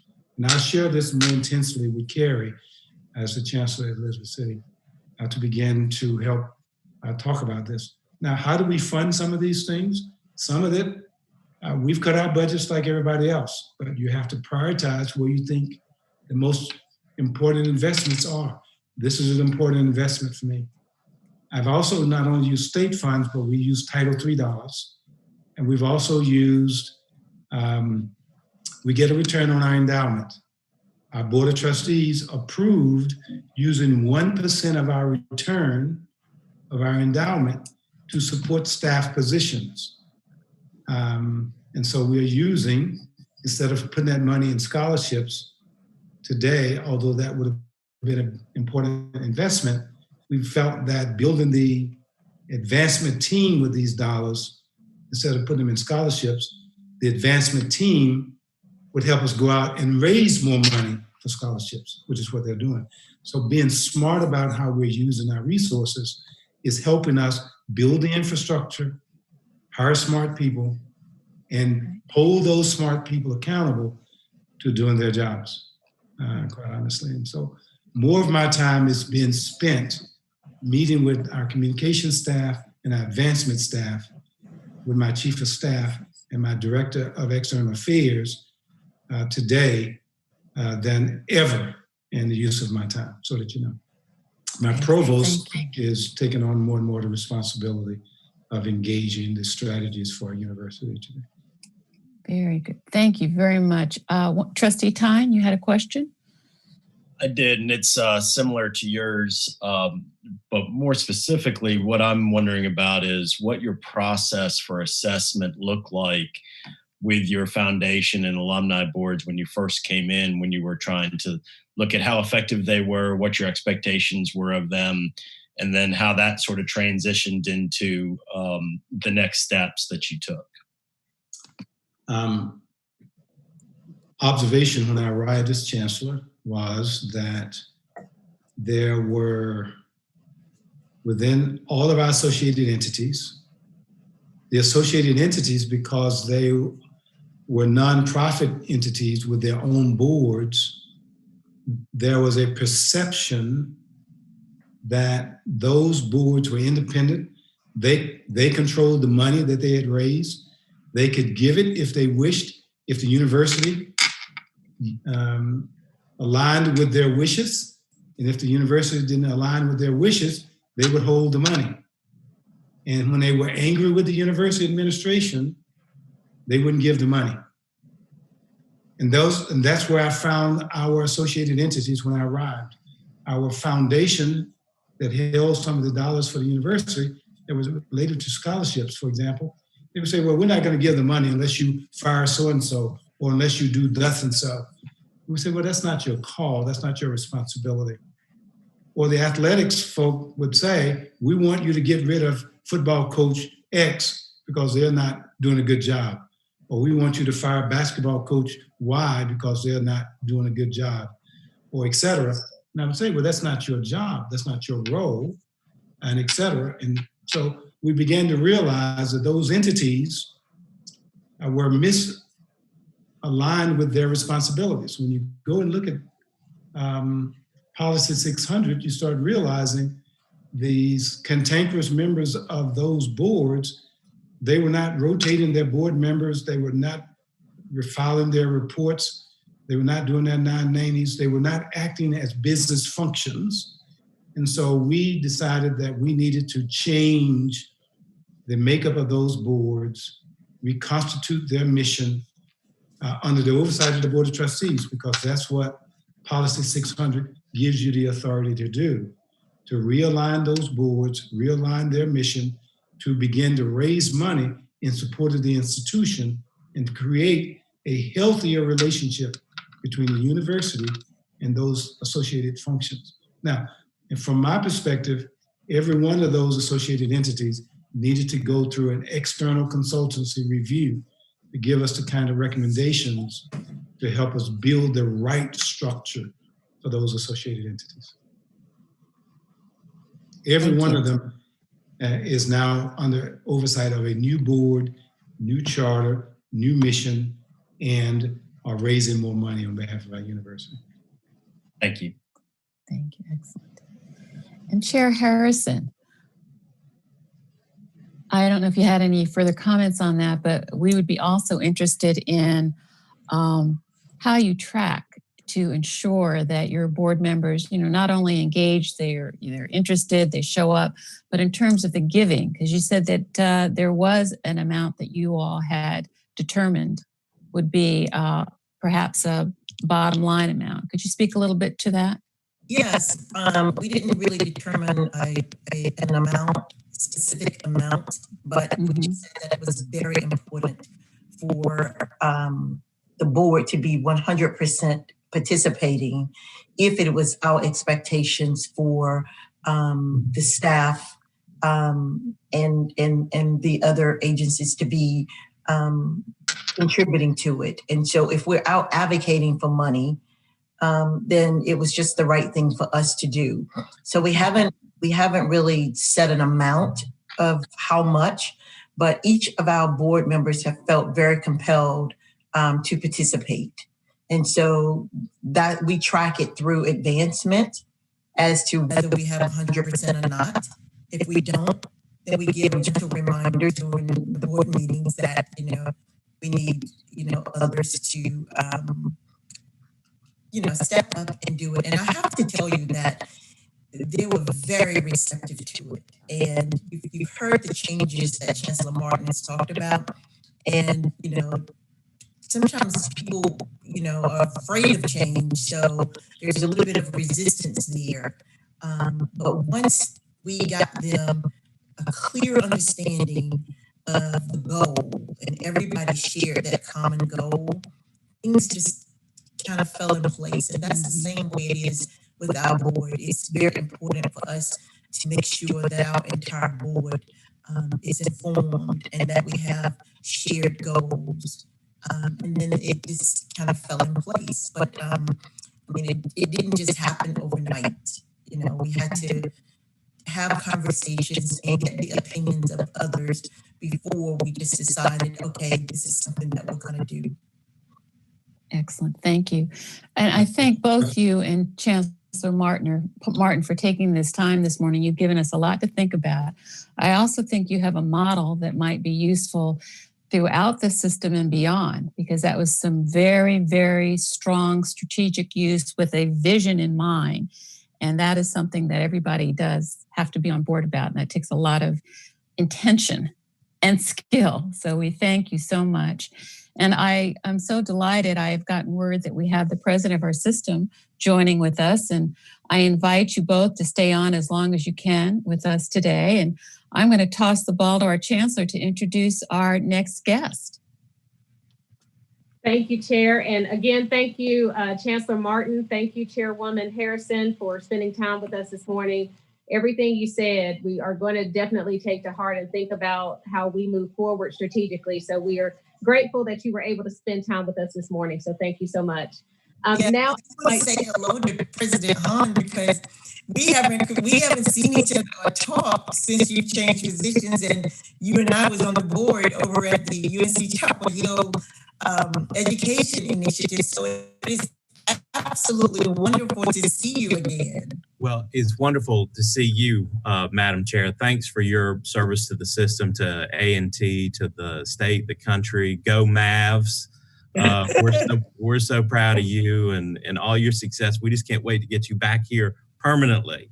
permanently. I know Chancellor Martin joins me in that regard. Well, thank you again. At this time, I would like to introduce our president of the UNC system, President Peter Hans. Peter and I have known each other for a long time since he served as chair of the UNC Board of Governors, as well as a member of the UNC Board of Governors for many years, and just recently transitioned from being president of the North Carolina Community College system. And President Hans knows that we always keep our relationship with the community colleges as a top priority. And we know it was a big loss for them, but a great gain for the UNC system to have him at the helm. And so thank you, President Hans, for joining us this morning at our Board of Trustees retreat. And thank you for your continued support and advocacy for ECSU, as well as all of the UNC campuses. We greatly appreciate your taking time out of your busy schedule to join us and give us some remarks. So thank you again, President Hans. I turn it over to you. No, thank you so much, Chancellor. I wish that I was the warm-up act for Chancellor Martin and Chair Harrison, though. I think we got the order reversed here in terms of most interesting and entertaining, engaging speakers, two dear friends and two people I admire greatly. So what a wonderful opportunity for the trustees to engage in this conversation. Chair Jan King Robinson, great to see you this morning. You're looking well. We've got so many friends here on the board. A little bit old home week, so makes it very comfortable. I hope you all will feel comfortable with me. I might make some opening remarks and then we'll just talk if that's good with everybody. You know, we're 8 full months into this pandemic era, and I'm still getting used to the Zoom chats that these are, you know, events, but I know that's the case for all of us. I really do appreciate the chance to visit with you though this morning, because things are on the move at Elizabeth City State, and I know you're a big part of that success, as are all the trustees who dedicate their time and talent in public service. I served, as the Chancellor said, 12 years on the Board of Governors, 6 years on the State Board of Community Colleges before that. So really 18 years as a trustee, if you will. And if anybody appreciates your leadership and the volunteer service that our trustees put into the system, it's me. As Chancellor said, I became president of the system in August, still sort of my freshman semester on the job, if you will. It feels like several lifetimes ago, given all that has happened since August. Normally, one of the first things that a new president would do is travel around the state, visiting campuses, meeting all the extraordinary people who make the university run. And I've been eager to get to Elizabeth City State. Now, happily, I've been there on a number of occasions, and look forward to being with you in person when it's safe for all of us, because I love that part of our state. And I'm excited about the progress and see so many possibilities to increase your impact in Northeastern North Carolina and well beyond. I was thinking about your baccalaureate aviation program, because had gotten some news about positive movement in Washington on funding the runway.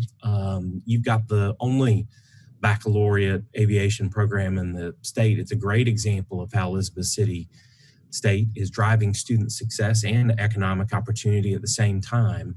I want to help you strengthen not only that program, but others.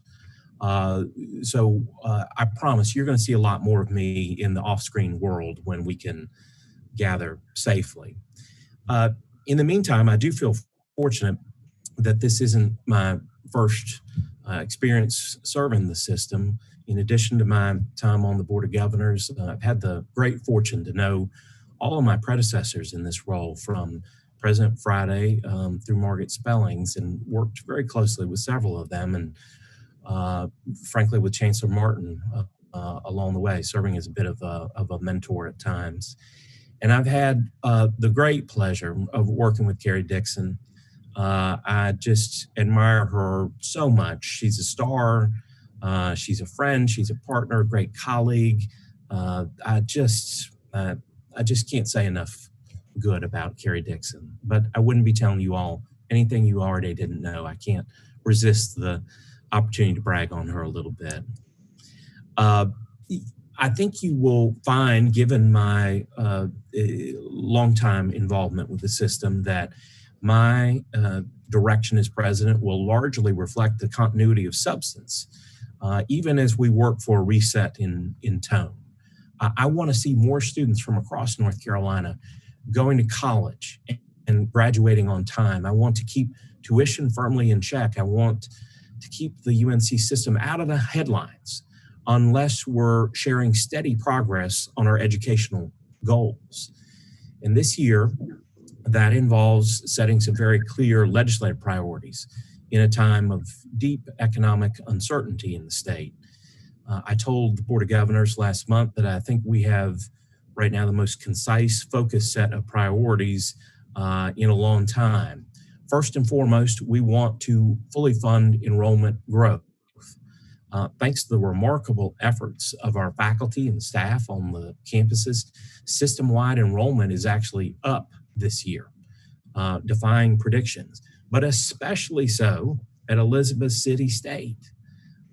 And so impressed by that, given the pressures of the pandemic, changing student populations, enrollment growth at Elizabeth City is going in the right direction. And I really commend Chancellor Dixon and her team, strong leadership in moving the needle here. And not only are you growing enrollment, you're also increasing retention, as well as the transfer student success through the co-admission and articulation agreements with your community college partners. As you can imagine, as the Chancellor mentioned, that's a passion of mine. I know it's not enough just to get students in the door. We have to get them out the door with a degree and opportunities for real success. So I'm incredibly proud of the progress you've made. Another priority for us is showing some real support for faculty and staff. I think I see Gwen up there. Gwen, how you doing? Yeah. Good morning. That's right. Good to see you. Good to see you, President Hans. You know, our faculty and staff have done extraordinary work over the past several years and yet haven't seen raises in quite a while. I know our long-term success depends on recruiting and keeping talented teachers and researchers across the system. And we're facing some real risks on that front after years of stagnant salaries. And I know in your area of the state, having competitive salaries is especially important as you compete with large urban areas just over the state's border for the very best talent. So we also know increasing funding for our infrastructure needs is a priority. We're going to ask the state to fund building maintenance, building reserves, so we can properly maintain some of our most important capital assets in North Carolina. I know this is particularly important at Elizabeth City State. You've got some critical infrastructure needs. We're trying to think through very carefully with Chancellor Dixon and her team, find ways to address that, and I'm committed to working with you to do so. I don't necessarily have the answers today, but you've got my commitment. We're going to figure it out. I'd say also probably especially important to Elizabeth City as part of our system-wide legislative agenda, continued advocacy for funding of NC Promise. It's done so much to put higher education within easier reach for thousands of families in North Carolina. And I'm a big believer in financial aid.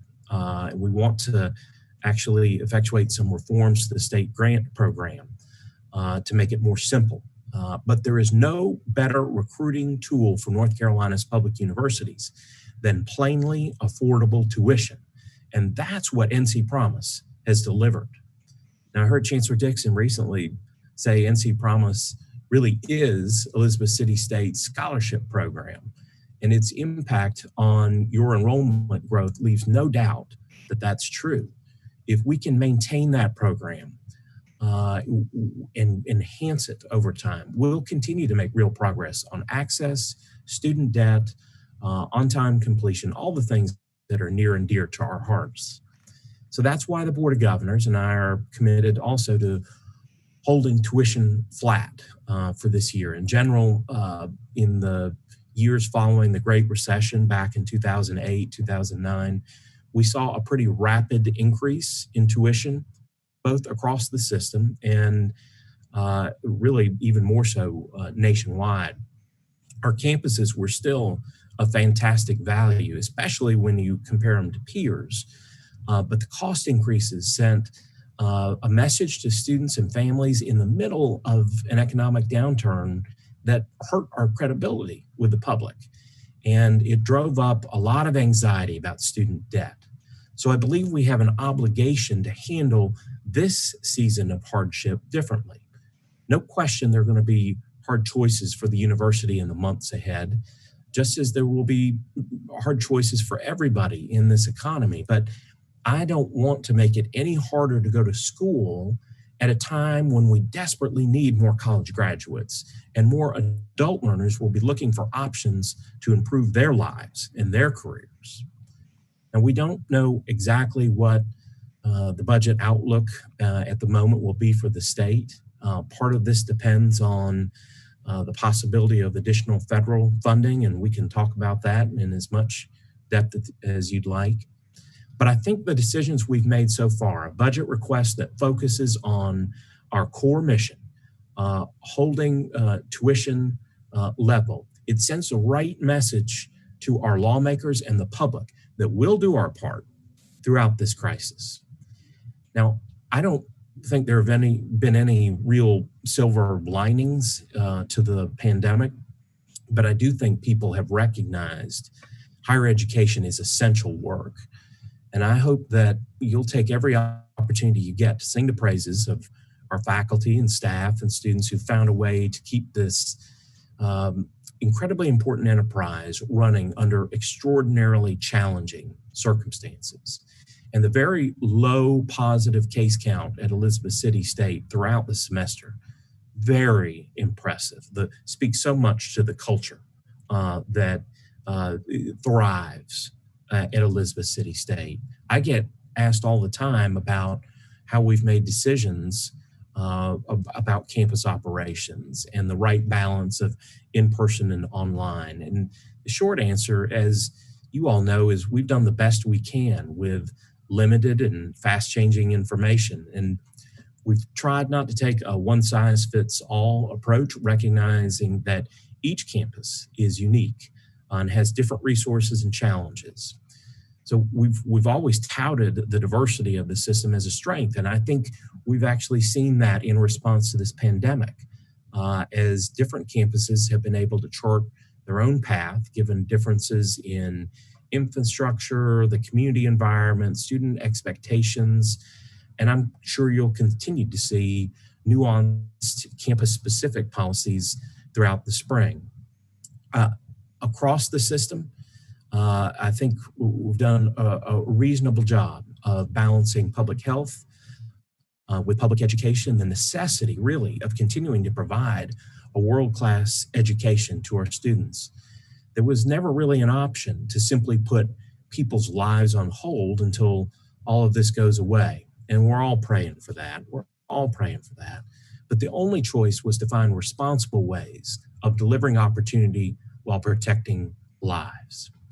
So while we haven't had a lot of good choices for how to navigate this year, I think we've chosen the less bad options.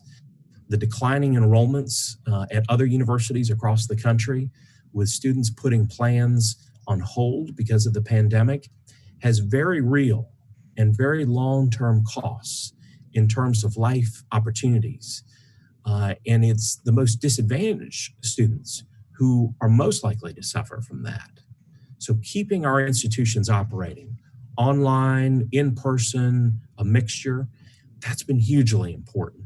And I'm really, really proud of Elizabeth City State, how managed through the fall semester with those low case counts, high levels of student compliance with personal safety protocols, It takes hard work day in, day out to make this happen. And I'm just so impressed with the remarkable job that's been done this fall.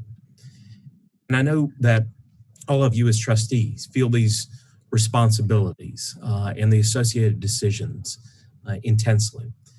And one of the things I hope to see over the next few years is a move towards greater operational responsibility for trustees, while the Board of Governors continues to set strategic directions and provide oversight.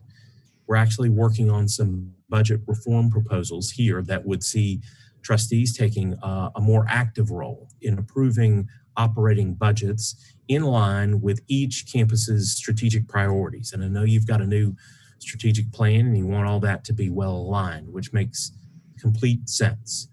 You've already seen the Board of Governors move to delegate some authorities around capital planning and other campus-specific decisions to the boards of trustees. In an ideal world, the campuses and the Board of Governors would work together in setting a strategic direction, and then the trustees would take a more active role in executing that strategy, working very, very closely with the Chancellor and her team. So I look forward to hearing your thoughts, ideas, questions on all that in just a moment. But I want to thank you truly for giving your time and expertise on behalf of this great university. We're all adjusting to new challenges in both work and home life right now. It means a lot to have smart, dedicated people continuing to give back to our public institutions. There's never been a really easy time to be in public service, but the challenges and the pressures of this moment are extraordinary. And not just the pandemic or the budget situation. It's about the tone and the tenor of our public life, because we've seen eroding faith in public institutions. And it often feels like diffusing controversy has become the thing that we do. But I saw some really encouraging results in a survey done last month that was conducted by the Walton Family Foundation. They looked at the attitudes of young people around American society, education, economic mobility. And you know what they found? I mean, we tend to think of young people today as being the media stereotype of being discouraged or less engaged. But you know what this survey found? They found earnest faith in the American dream. Overwhelming majorities of young Americans from all walks of life still think they can achieve their goals if they work hard. They still believe that educational opportunity is the most important way to make that happen. They worry about the quality of their high schools, they worry about the cost of college, but they haven't lost faith in the future, their own or their country's. And we've got to be there for them. I know you are. I know Elizabeth City State is, and I'm in your corner right now and for the years to come. So with that, Chancellor, Madam Chair, I'm going to take a pause, take a deep breath. I get to preaching, but would love to have conversation with the trustees. Thank you so much, President Hans. And preaching is right. Please preach on. And we are right there with you and very excited with your taking the lead now of the system. I would love to open it up to the floor for our trustees before I make any comments. So I'm going to ask Gwen for her help in identifying those who've raised their hand. I believe I see Trustee Barnes waving his hand. Okay. And before we get to Trustee Barnes, President Hans, you wanted to say something? Oh, I'm sorry. Make sure y'all saw I have my Viking colors on. Oh, we appreciate that. I don't know so if noted. It's yes. dark here today. It's so rainy and everything. But. So noted. Viking pride. Thank you. Trustee Barnes. Yes, Trustee Barnes. How you doing? Good morning. How are you, Mr. President? I'm well, sir. Hope you are. I am doing peachy, sir. Thank you so much for being here today. I have two quick questions. One is, during great times when we're not during the COVID era, we used to have opportunities during the course of the year for trustees to meet and mingle and discuss with other trustees across the system. And that was very, very helpful several years ago when we were trying to get our act together and move in an upward trajectory. It's to sit down with trustees from state, Carolina, Western, and Fayetteville State, and be able to cross-pollinate to find ways that we can coalesce together and share ideas. And the best thing that it did, in my view, was it gave those schools, especially the largest schools, without a specific vision of what Elizabeth City was like, it gave us an opportunity to talk to them about that. And so under your administration, will there be opportunities to pursue those kinds of things as well? That's the first question. Yeah, absolutely, Trustee Barnes. In fact, Chancellor Dixon had told me that you all had engaged with various other boards and chancellors and had those kind of discussions. And I think that's brilliant. I mean, kudos to you all for that. Would love to return to the practice of years gone by where we tried to bring everybody together, share best practices, have those conversations so we're all singing off the same page of the hymnal. Yeah, it clearly, we're probably talking a year away to be able to do that. I hope it's sooner than that. But yes, I do hope to return to that. Thank you. The second question is, because we are have a lot of tier 1 counties in our area, and the average ACT score and SAT may be lower than what we require to enter our institutions in many instances across the board. And so the pathway to ECSU may wind up being through a community college and then finishing 2 years there and then coming over to the 4-year college. I do know there was some questions a few years back about whether or not our system was more technical college as opposed to community college in terms of having those foundational courses and support systems that we need. You've been on both sides of the ledger. Do you see how we can enhance that process? It's good as it stands now, but how we can enhance the process of transitioning from a high school where the student may not be ultimately prepared, then through the community college system, then over to the 4-year system. Are there things that we can do to enhance that process?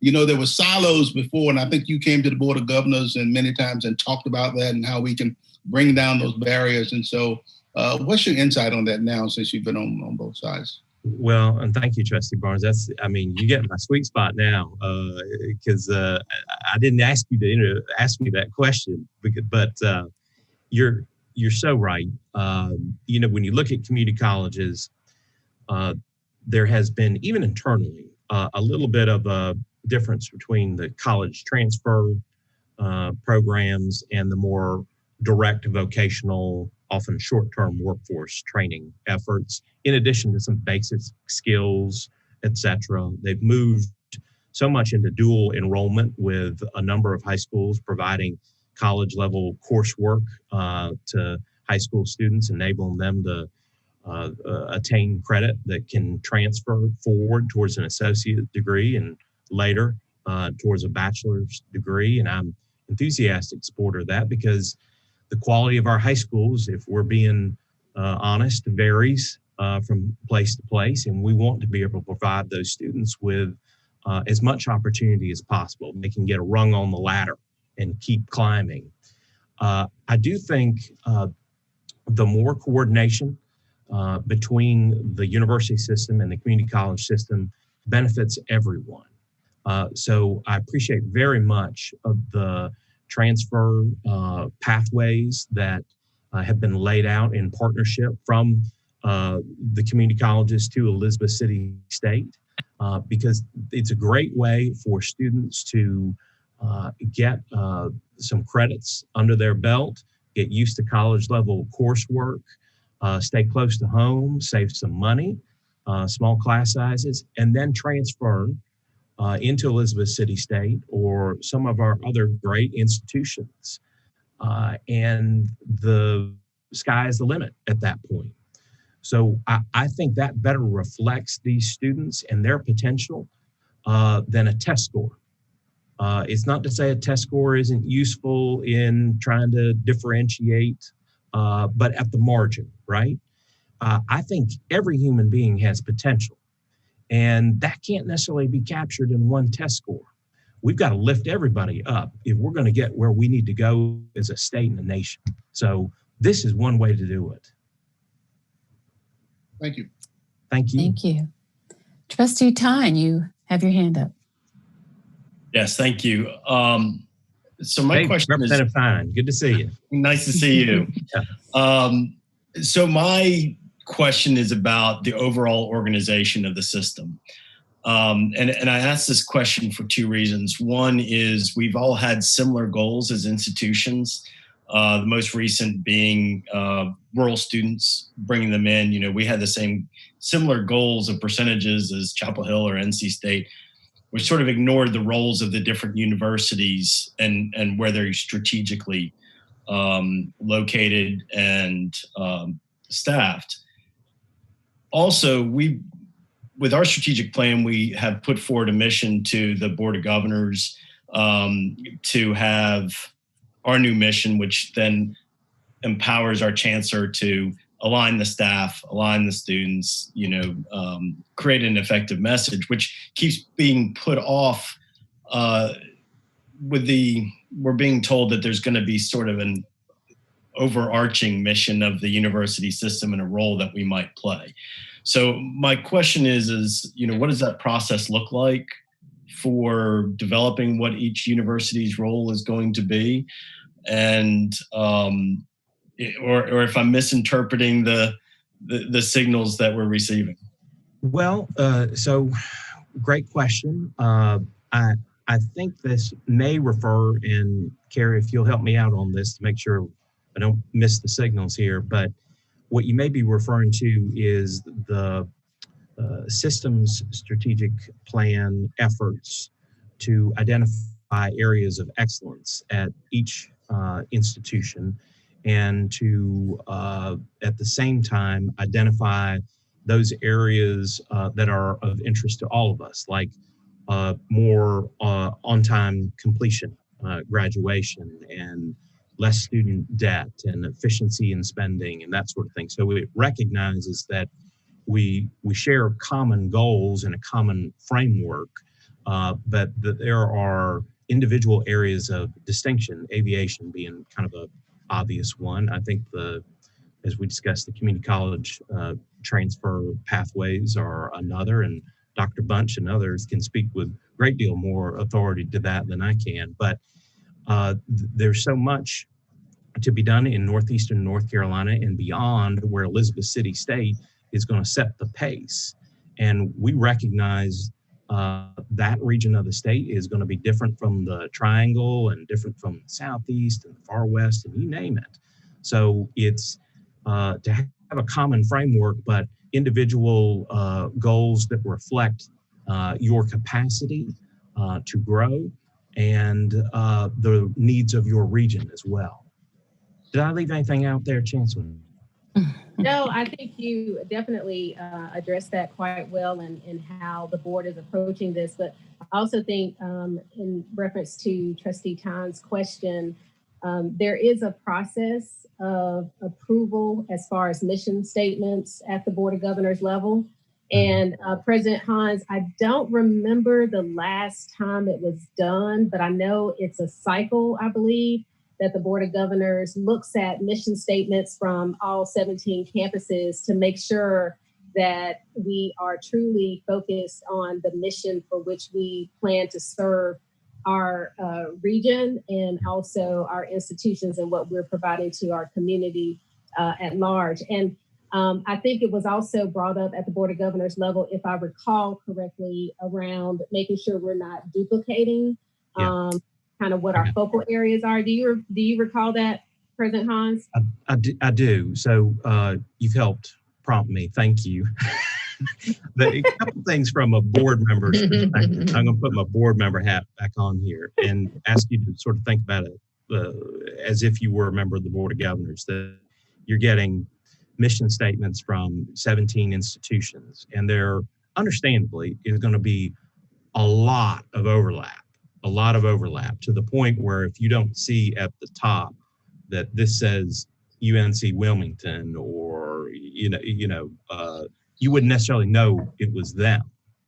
And there is always an effort, and again, this is also understandable, for institutions to expand beyond what is identifiably a core mission, to get into things that are more expensive.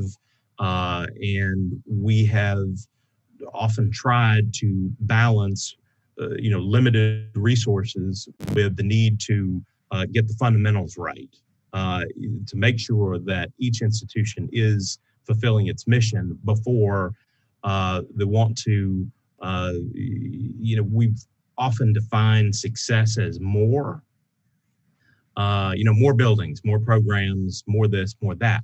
And then people say, well, why does higher education cost so much? Well, it's because there's always this effort to do more, and it comes from a good place. But when you have a system of 17 institutions, one of the benefits of that is some specialization.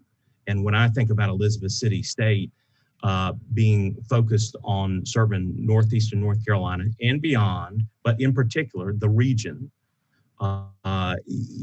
with specialized programs like aviation, clearly with needs in health and education, desperate, need for improvement in both areas. That's a little bit of what the Board of Governors thinks through when it sees these mission statements and hears the aspirations. And this applies less to Elizabeth City State than I would say some others.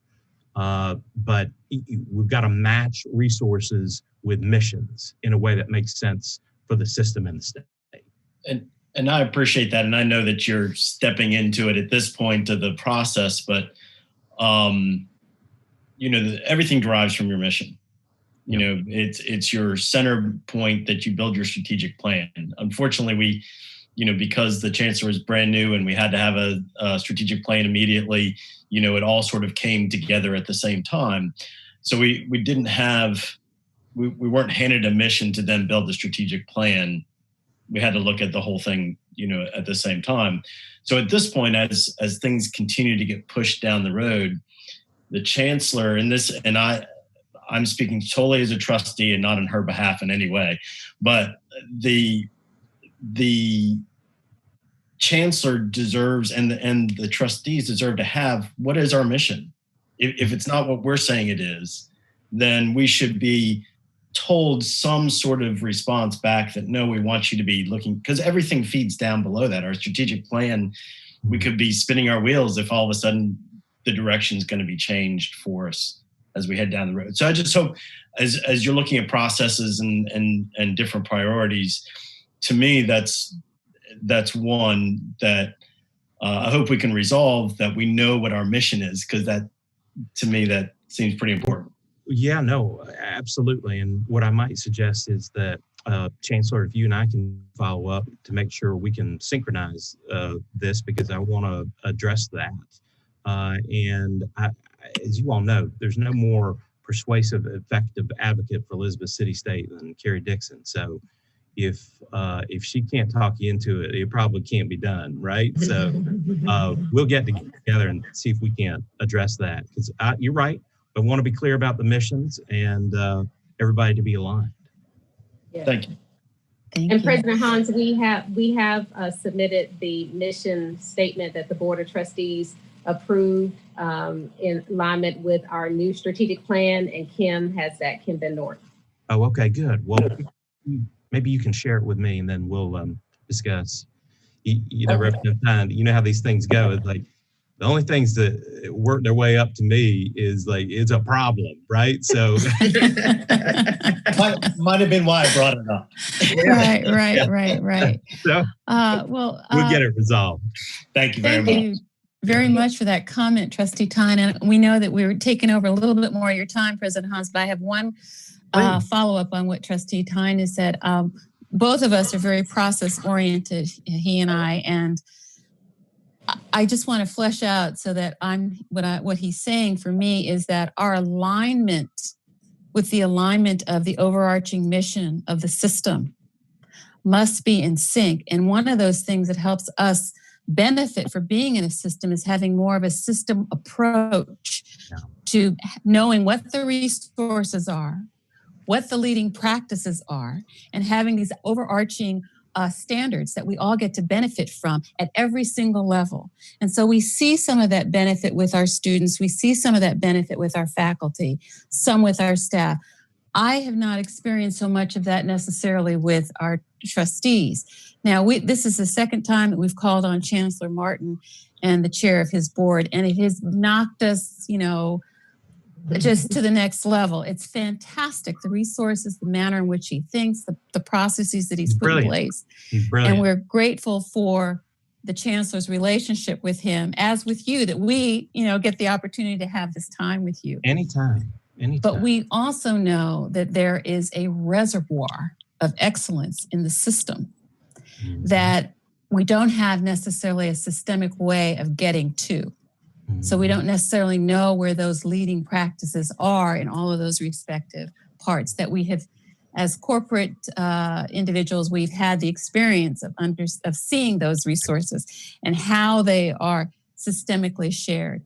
And as I talk about a system, I think it is important that we recognize that here we sit in the South with this leading institution with all of these HBCUs, and that there should be a way that we, for the country and beyond, can utilize the fact that now we've heard Governor Powers talk about, well, we're getting ready to talk about what civil discourse is about.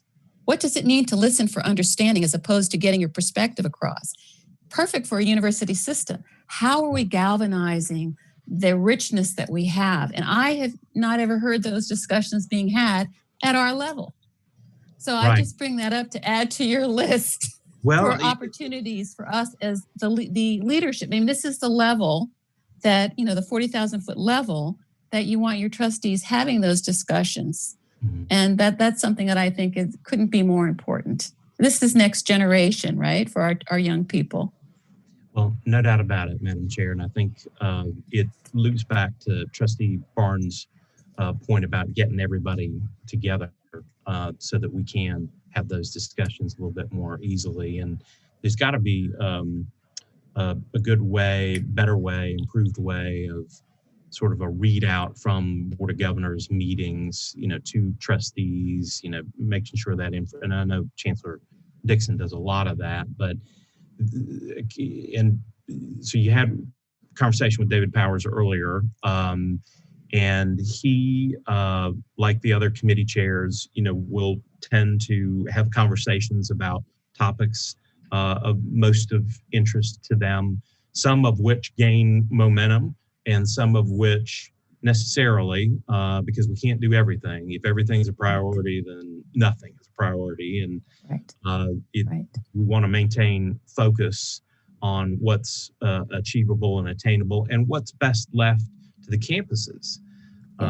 Because while there are great benefits to being in the system, we don't want to take a one-size-fits-all approach necessarily or try to centralize too much. I mean, there's a lot to be said for letting 1,000 flowers bloom at our institutions because they are so different, they are so diverse. So that balance between let's derive the benefits of being in a system and support one another and advocate for one another and share and collaborate without, okay, well, some funny looking guy in Chapel Hill, I'm talking about me, said we ought to do this, and it doesn't necessarily make sense for my institution versus another. And that's something that we struggle with on a daily basis. Sure.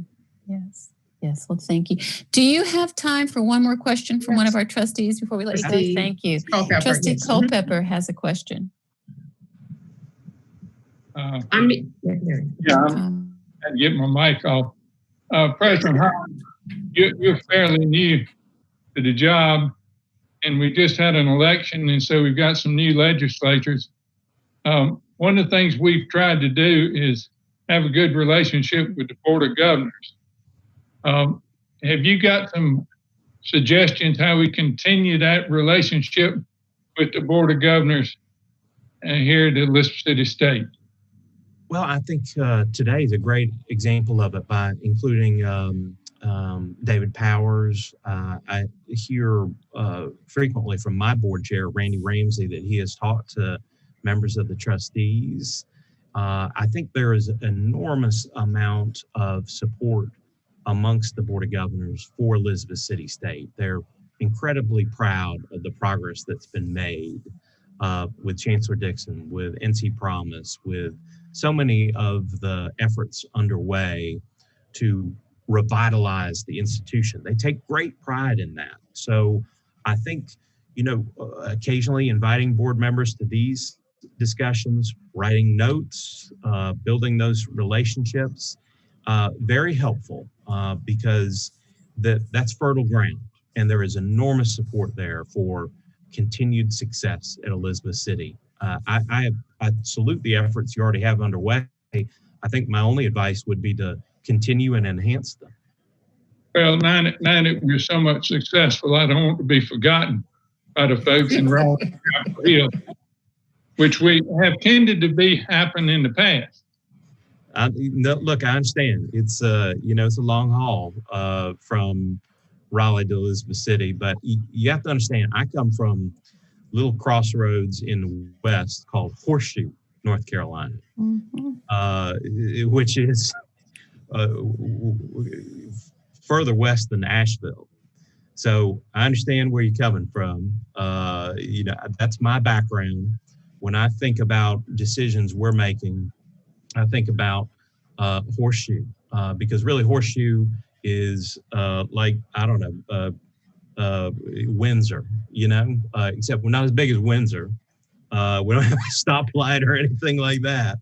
But it's thinking about those areas of North Carolina that don't necessarily have that voice and that platform, and yet every bit as much potential as anywhere else. And the way forward is education. It's a little bit like in real estate, it's all location, location, location. I say this state's future is education, education, education. So we're not going to forget Elizabeth City. We're going to continue to help you keep rising. I promise you that.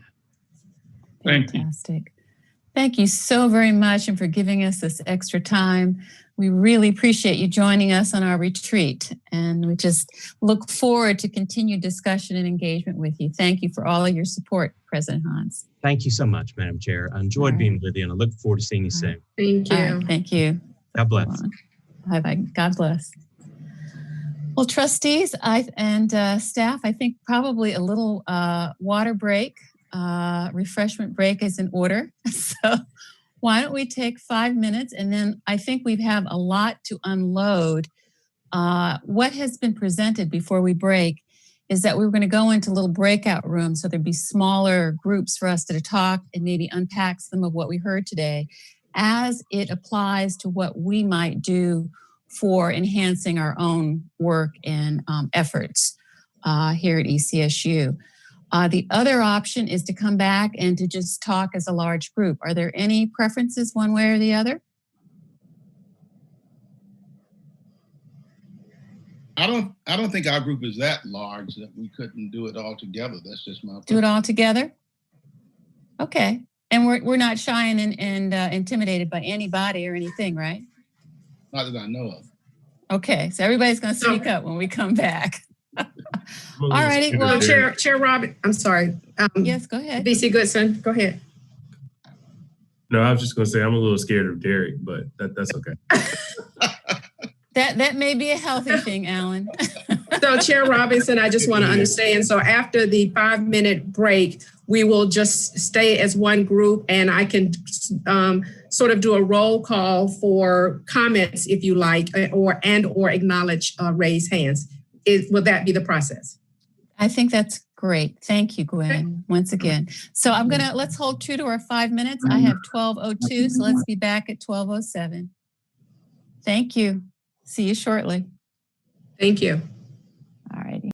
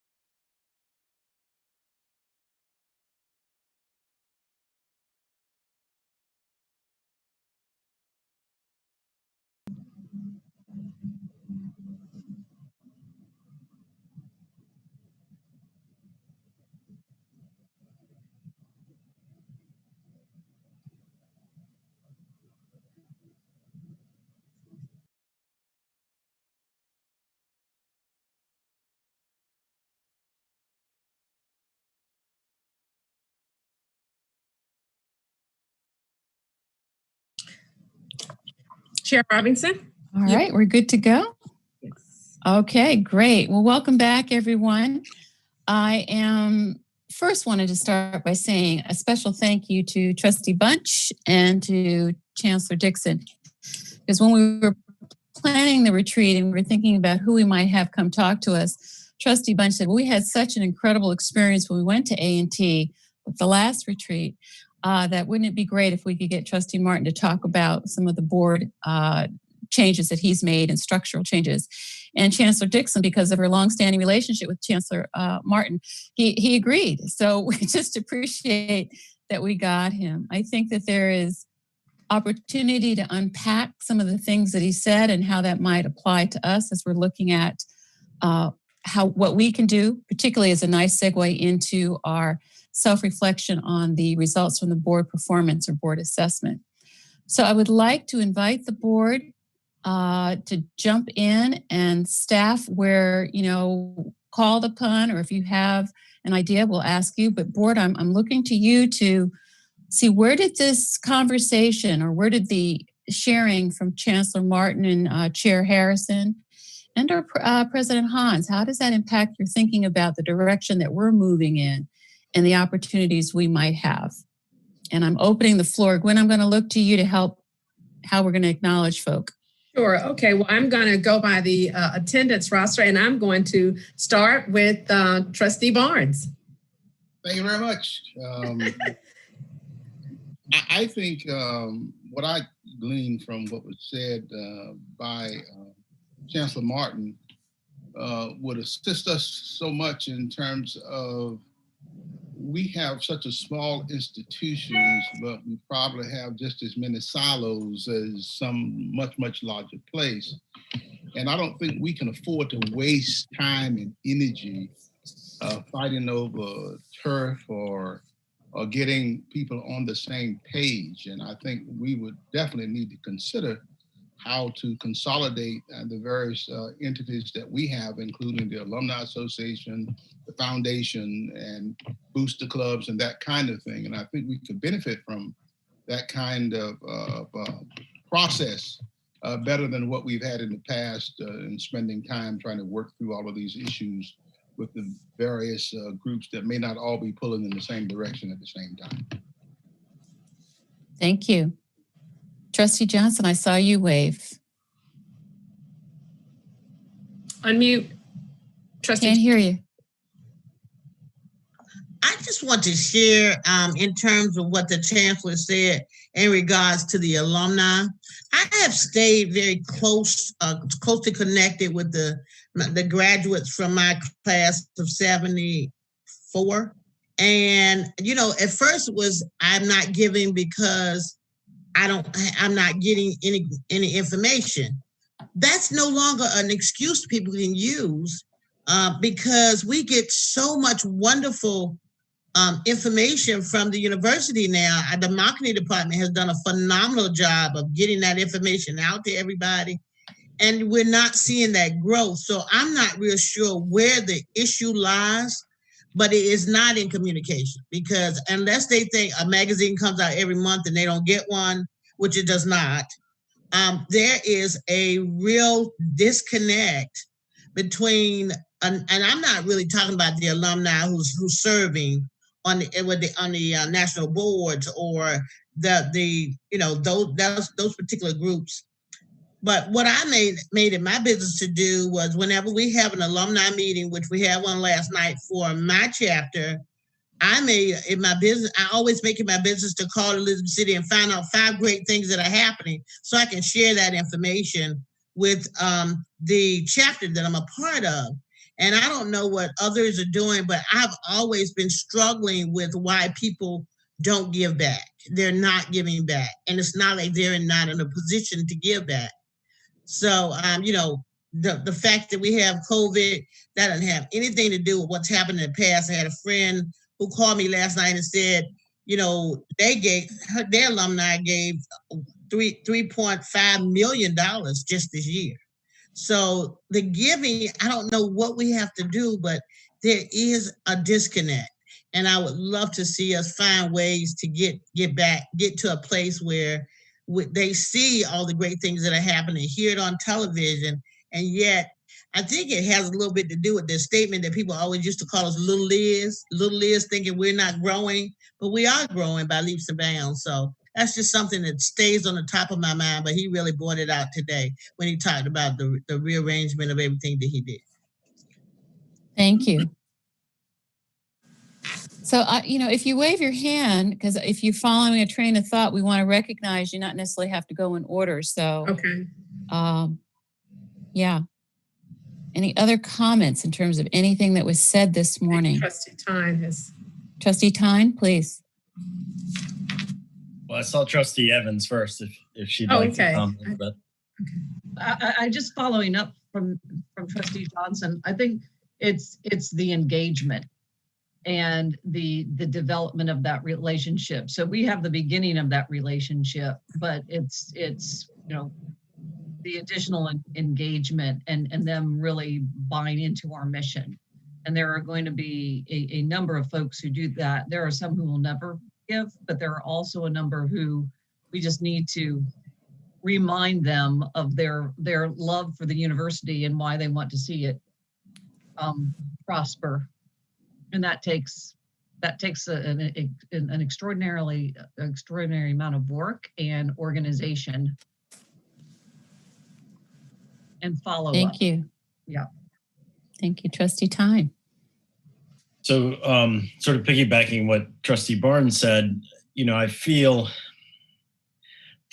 like we've been looking for ways to work together. I don't feel like we have looked at what is the best strategic structure to meet our goals. And then are we structured that way? And I think that it is entirely reasonable. And according to the Chancellor, within our purview, we have the right to say, are these organizations meeting what our expectations are? And we have the responsibility to say, these are our expectations, right? And say, this is how we expect you to operate with us. But that takes a process of, I might have my thoughts, Trustee Robinson may have her thoughts. We need to, I think, take a look at it and say, how should we be structured? And then can we operate that way and meet our goals with our current structure? Thank you. This is Trustee Bosworth. Yes. It seems to me like we don't have to reinvent that wheel, that Chancellor Martin find someone who was able to help direct them and put them in the right direction and challenge them to make these decisions. And so I think that the process would be to get help doing it. And I don't remember who the person was that they got, but he would, perhaps that's something that we should consider. I think engaging the alumni is important. And Trustee Johnson said, maybe they don't understand how often they should be touched. It may be that they want to be touched once a month, or some of them may only want to hear from the university once a year. But finding, talking to the alumni and finding out what they want, and engaging someone who is a professional at this to guide us seems to me would be the way to go. But I'd love to hear what the Chancellor has to say about this. I'm sure that's been on her mind. Yeah, I'd like, if we could hold the Chancellor for a minute, and I'd like to hear from as many trustees as we can. Yes, Trustee Bunch. Of course. I agree with Phyllis and what she just said. The group that they used was called Alexander Haas, and I just took a moment, looked him up online. Okay. Out of Atlanta, Georgia. It is it's a very small company, but it looked like from the people that they had on their staff that they had a variety of expertise. I thought it was interesting when Chancellor Martin talked about when he addressed the question of how it affected basically those that were already members of the alumni and of the booster clubs and things. And I think in a very polite way, he said, we took some people off, but success begets success. And as he experienced success with the new organizational structure, that they came around. And I may have read into that, but to me, that's what he said. So I'm always inspired when he speaks to us. I thought it was interesting too that he mentioned basically that they used a Title III grant to help pay for this. I know we have had some Title III grants in the past at ECSU. I'm not sure that we have one right now. I have some experience with Title III because that's how I started my career, was with Title III. And we did have an activity that dealt with advancement. So I just was really interested in that. The other comment I'll make is off of this thread, but it was still something else that Chancellor Martin talked about, and that was his communication with the board. I thought that was interesting, some of the things that he mentioned, and I would love to have a copy of his slides that he used during his presentation. One other thing, and that is Policy 600. I've never heard of that. What is that? Alan, do you know? It's the associated entity policy of I would say probably a few years ago the Board of Governors they updated that policy, and it just set minimum guidelines for things that your affiliated entity needed to do to be considered an affiliated entity of the university. For example, you have to make sure that you get your financial statements audited every single year, right? So it put in sort of those type of floor requirements. It did not, however, go as far as to dictate goals or to dictate fundraising requirements or so on and so forth. It's really just putting in a structure where, one, the university retains more control over affiliated entity, and two, in order for you to be an affiliated entity, you have to be doing the things to ensure that you all are operating soundly. So that was the goal of that particular policy. Alan, he actually stated, and if you could, because this is very important for us to know, that the Board of Trustees had the authority to disband those other entities. Is that correct? I'll have to go back and look who has the authority. It's either the board or the chancellor. My understanding was that it was the chancellor, but I can take a second look at the policy. But through the board working relationship, I'm sure the board had some level of oversight over it. Right. I can look. So if it were something that the board initiated and then the chancellor adopted, and this is something that we'd want to be really clear on. Other comments? And we asked the council if he would go back and take a look at that and give us a report in light of what Chancellor Martin said. How would that apply, and what authority would we have to make changes here? Yes, thank you, Counselor, for that formal request. Yes, Trustee Culpepper. You're on mute.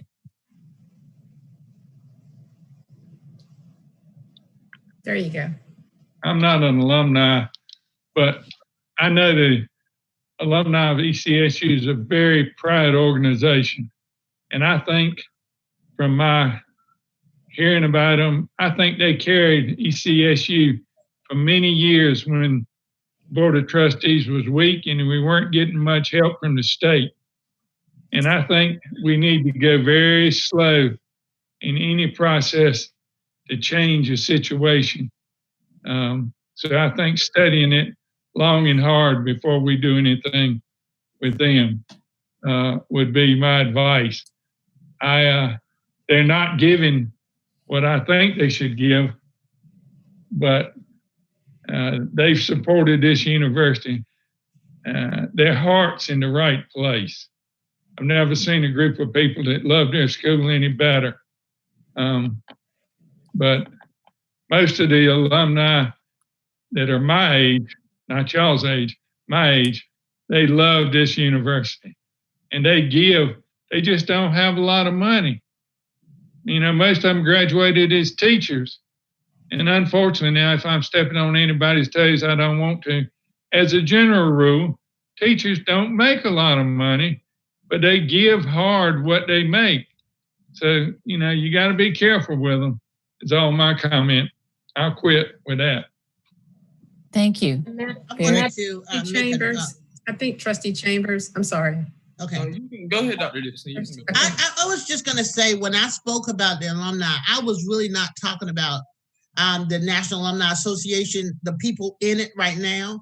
I'm talking about finding ways to go after those people who are not participating at all, who are not giving at all. And you're right, Trustee Culpepper, they are diehard Elizabeth City Vikings. They will do anything to carry this university along with myself. But we are talking about finding ways to get to those people who have not been an active part of our association. So on one hand, we're talking about, he was talking about changing everything. On another hand, I was speaking of how important the alumni is and how we can gather more people together to give, because instead of giving 0, they can give 25. I started out as a teacher, and you're right about that. But we can always give something. We can give, but we're finding that we're not having enough people that are giving that could give. And we need to find out what those areas are and find out how to communicate with them and the great things that we're doing down at Elizabeth City State University. Thank you. Trustee Tyne. Chambers, I think, was next. Oh, I'm sorry. Trustee Chambers. Chambers. Thank you, Gwen. Trustee Chambers. As an overall, just to think about what Chancellor Martin said, one thing he said was something about the atmosphere. So on campus, we have to think about what is our atmosphere. Like, yes, I understand this year is not a regular year because of COVID, but what is our core values? What do we set ourselves apart from other institutions? So that's what we have to think about. And like when we have like foundations such as, like, we are a very diverse HBCU.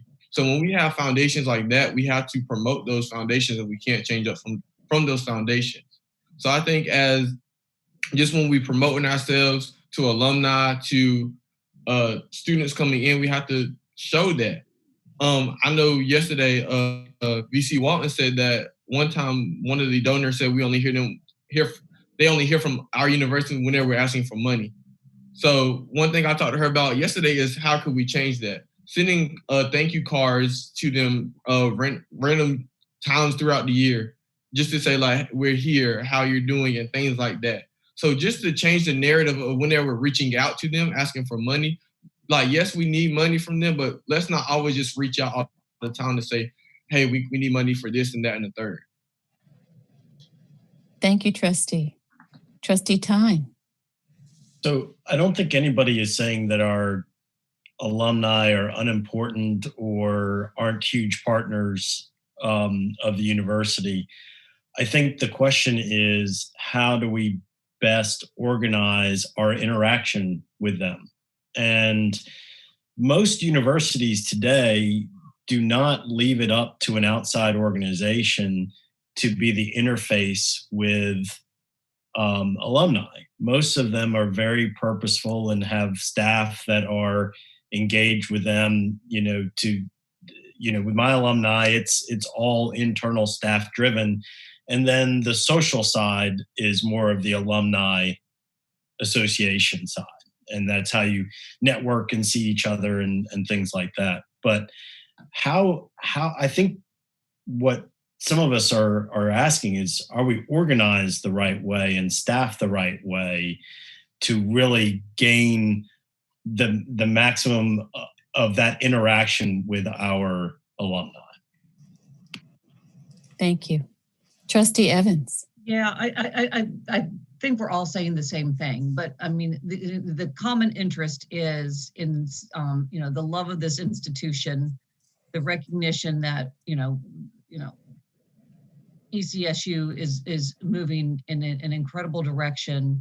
And how do we support that? And how do we support its continued success? And I think, Alexander Haas sounded interesting, or somebody similar who could come in and help us coordinate those thoughts, have an objective look as to, what we're doing, and, all at the table, figure out, where we move forward, so everybody is recognized and valued and can participate in the best way possible to support the institution.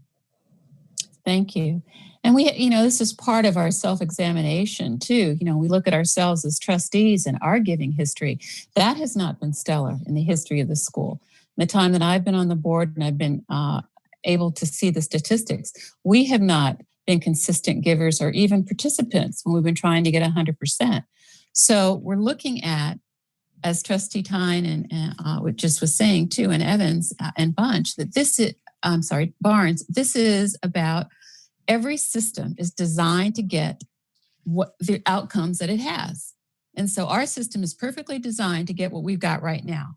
So looking at the literal systemic structural change that one person, one leader invited his team to go through, that was Chancellor Martin, got the results that he is now getting. So I'm sure there's lots of iterations, but in that process it is, and he didn't really answer my question. I wanted to know over what period of time.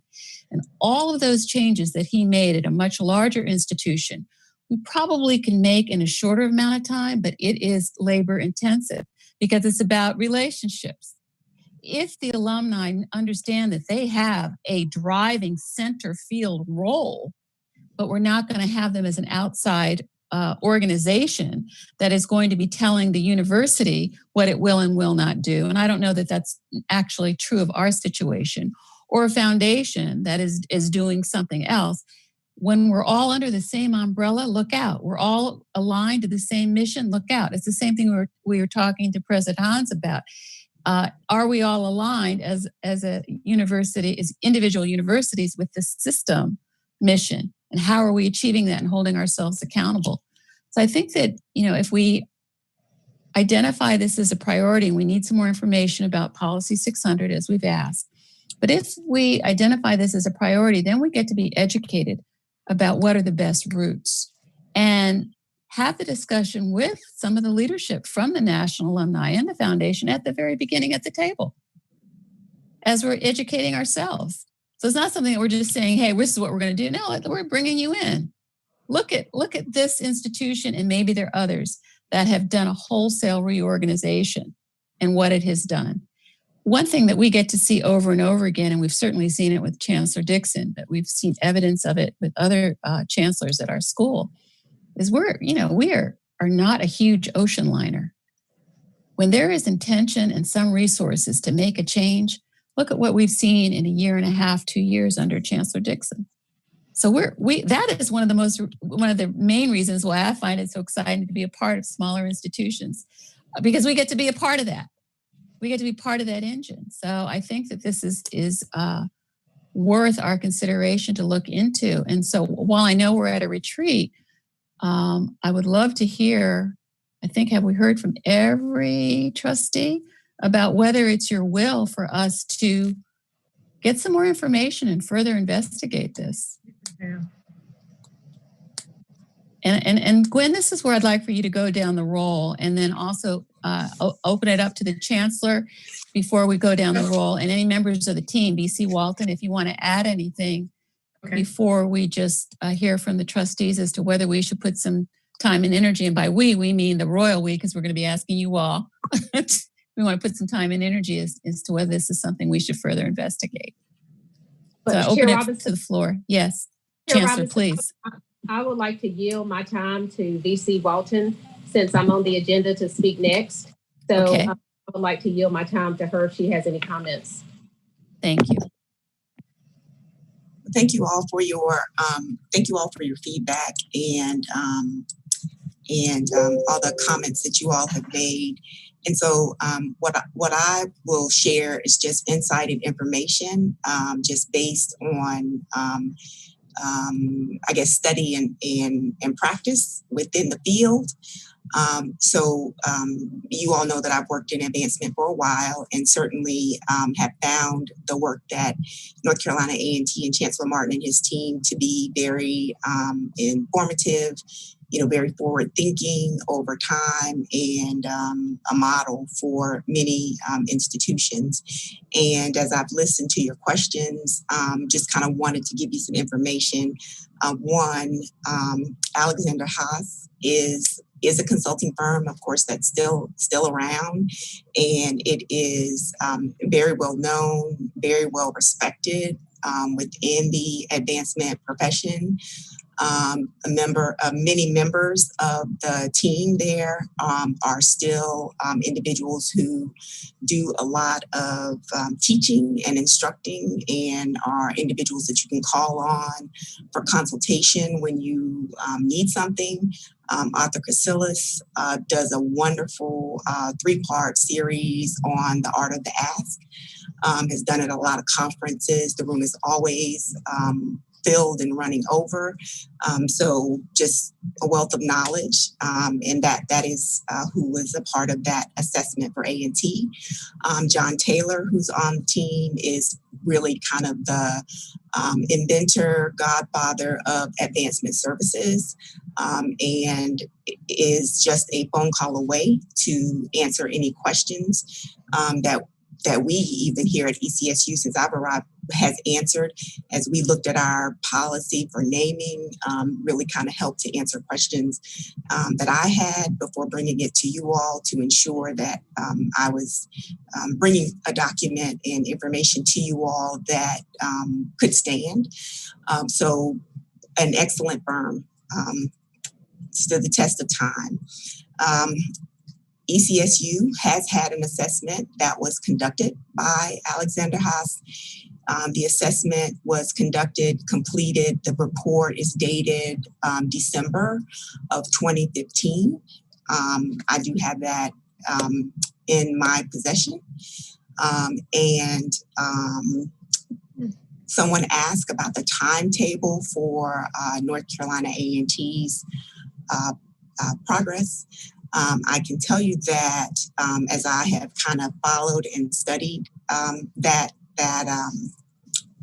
model and how they've kind of taken that on, one of the things Chancellor Martin mentioned was the change in staff.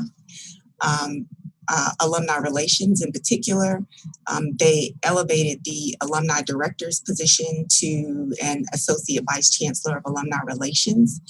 The position, the first person they hired in that position started in the new role on June of 2014. I remember that because the person was a non-graduate of North Carolina A&T, which was the first time they had someone in that role who was a non-graduate, and she came from the University of Maryland. And I just remember that because I thought it was a really big deal. And so I believe they were actually kind of doing the assessment maybe about a year or so before. I remember talking with folks who were on the assessment team, because I think I was at North Carolina Central at that time, just to kind of get a perspective on culture of the institution. So 2014 was one of the first hires in redesign of the organization. So I hope that information is helpful and insightful. I look forward to working with all of you. I'm certainly listening and taking notes. And I'm happy to answer any other questions that you might have. Okay. Any other comments? Yes, Trustee Barnes? Trustee Barnes. Just like to ask, with respect to the report that we have from Alexander Haas, can we share that with the board? I believe so. Yes, okay, I'm sorry. Are there any recommendations at that point were similar to what they made with respect to A&T, or were they different? I'm not sure. I would need to review it. Again, it's been a while since I looked at it. Thank you. Okay. So just so we're doing something here that makes sense. Do we need more time to, as a board, talk about whether this is something we should investigate? We see we've got something that happened 5 years ago. Maybe reading that and then coming back, and then that's a recommendation. There's one recommendation on the floor. Anything else in terms of how we, if we're going to advise, we are an advisory council. Yes, go ahead, Phyllis. It seems to me that we write our goals for 5 years, 5 years out. If that's a 5-year-old assessment, a lot of things have changed at ECSU in the last 5 years. Certainly, I think looking at it and reading it, studying it somewhat, but it doesn't seem to me like that would be necessarily relevant to us. But of course, we need to look at it first. But just my thought. I think the recommendation process. Yeah, the recommendation that I was making was based on what we heard this morning and the takeaways. Is this something that we should get more information on so that we can then start looking at how might we bring the foundation and the Alumni Association in the learning process, so that when we sit in the position, if it bears out in Policy 600, that we get to make that recommendation, that they already were a part of the learning process. I mean, what we heard this morning was incredible. It was massive structural change, and now we've seen what the outcome has been. And those are kind of the brave, bold moves that, if you're willing to do it, but you got to start everybody together learning, because they're going to be outliers or people that just don't want to do it because it's change, period. So just talking about a process and how we might move forward in this process. So I guess, Gwen, what I'm asking is if you'll do roll call and invite the trustees to say if they'd like to move further in learning more about the process, and then next steps to come out of that. Okay. So Trustee Harold Barnes. I would like to move forward in the process. Trustee Phyllis Bosworth. I would like to move forward in the process, yes. Trustee Lynn Bunch. I would like to move forward in the process. Trustee Andy Culpepper. Move forward. Trustee Jimmy Chambers. Trustee Chambers, he must have stepped away. Trustee Christine Evans. I would like to move forward with the process with a recommendation for a timeline. Okay, I'll come back to that. Trustee Stephanie Johnson. I would like to move forward with the process. Of course, Trustee Jan King Robinson. I'd like to move forward. Trustee Paul Tyne. Unmute. My button wasn't working there. I would like to move forward, along with the timeline. Who's responsible for this process? Are we directing this, or is this a committee within the organization or within the Board of Trustees? Those are things that we need to consider. Absolutely. And after we come through this, let's come up with a recommendation as to what that process, who's going to lead that process. All right, I'm sorry, go ahead, Gwen. I believe I've captured everyone, but I don't think that Trustee Kenneth Wilkins came back on. So okay. So thank you all. That was unanimous. And Trustee Tyne, it appears that would fall under the Standing Committee of University Advancement. We have a strategic initiative right there. So that would be the trustees that are on that committee and VC Walton that would lead that process and sort of iron out what that would look like in terms of the inquiry. Does that make sense? Any objections? Yes. Since it was sort of direct to me, it makes sense to me. It's just, I think we need to be clear in what we're asking.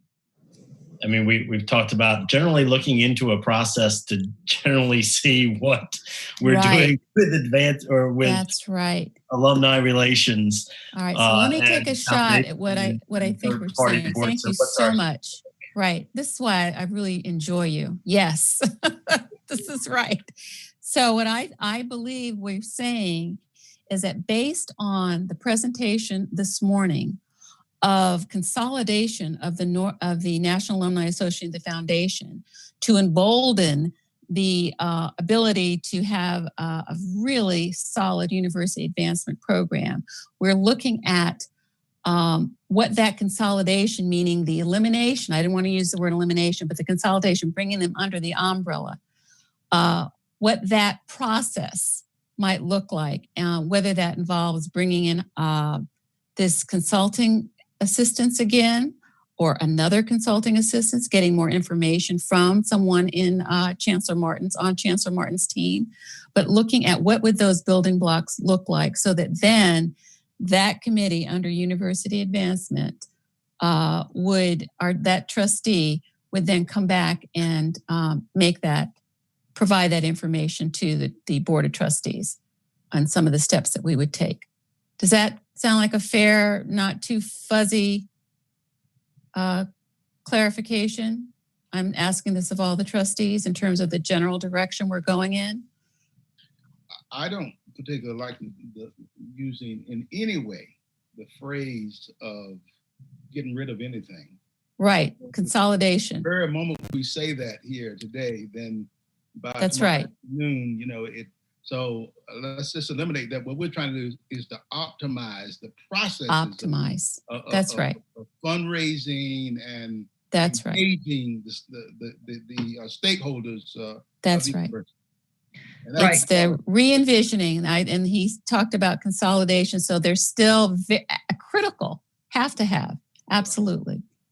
Okay. Any other comments? Yes, Trustee. I would say I think it's much broader than that. We need to identify an advancement plan, and we need to put a structure in place to or a process in place to being able to implement that plan. And the advancement plan has already been envisioned by our new VC. We're talking about a structural change, right? Which we're going to find out from Alan where our role is in that.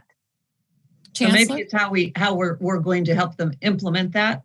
I think it's right. Then our role becomes how we become a part of supporting that. But we're just talking about the structural change. Because what we heard earlier was broader than just the association, the affiliated organizations. It was, not only it was how they operate together, how they, work together, the communications plan, the reporting requirements, how everybody's held accountable. It's a process that creates a whole other level of firepower, but it's still running. We're talking about making a suggestion, a recommendation, because we're an advisory group for a structural change. And then the chancellor and her team will say, yes, this will do this or not, but it's going to be at our behest that we're making that recommendation. Do I have that right, Chancellor? So thank you, Chair. Just a couple of comments. So I think the chair would hit the nail on the head in regards to the process. And I think, what we have to think about is the fact that Chancellor Martin and his board went through this for a while. It was a process that kind of led them to this. One thing to think about, because if you note, he also said there were changes in the Board of Trustees because they were looking specifically for people who had certain skill sets to fill gaps in order to do some of these things that he's been able to do to change the culture.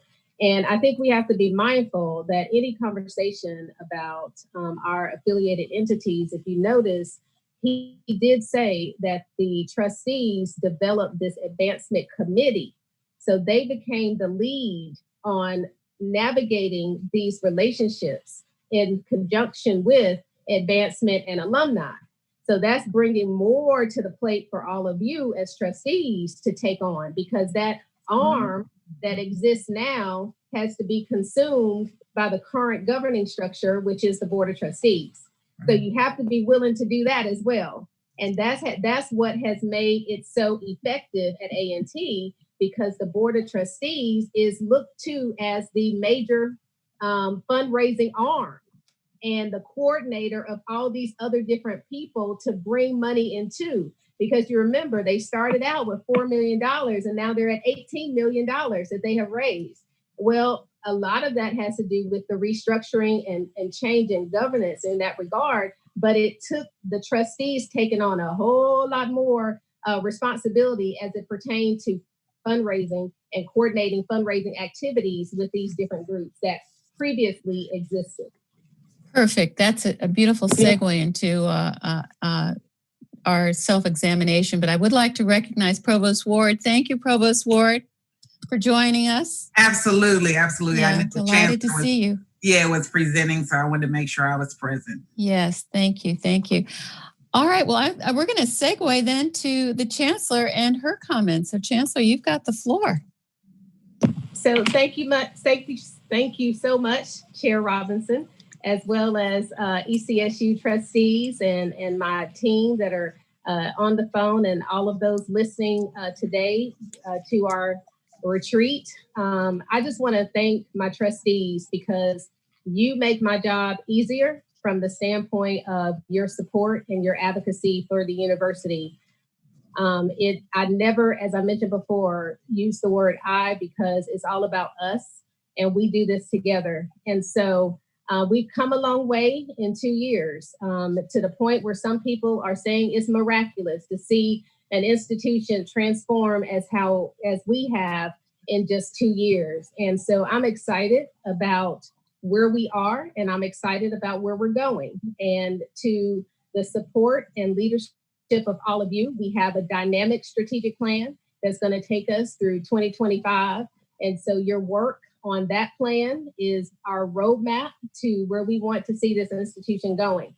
The pieces that we have discussed today around the fundraising piece, role of trustees, role of chancellor, and how we work together are critical to our success. And I have to say, the board that I have today is energized and ready to make the bold moves that we need to make as an institution. And I'm happy to have all of you serve.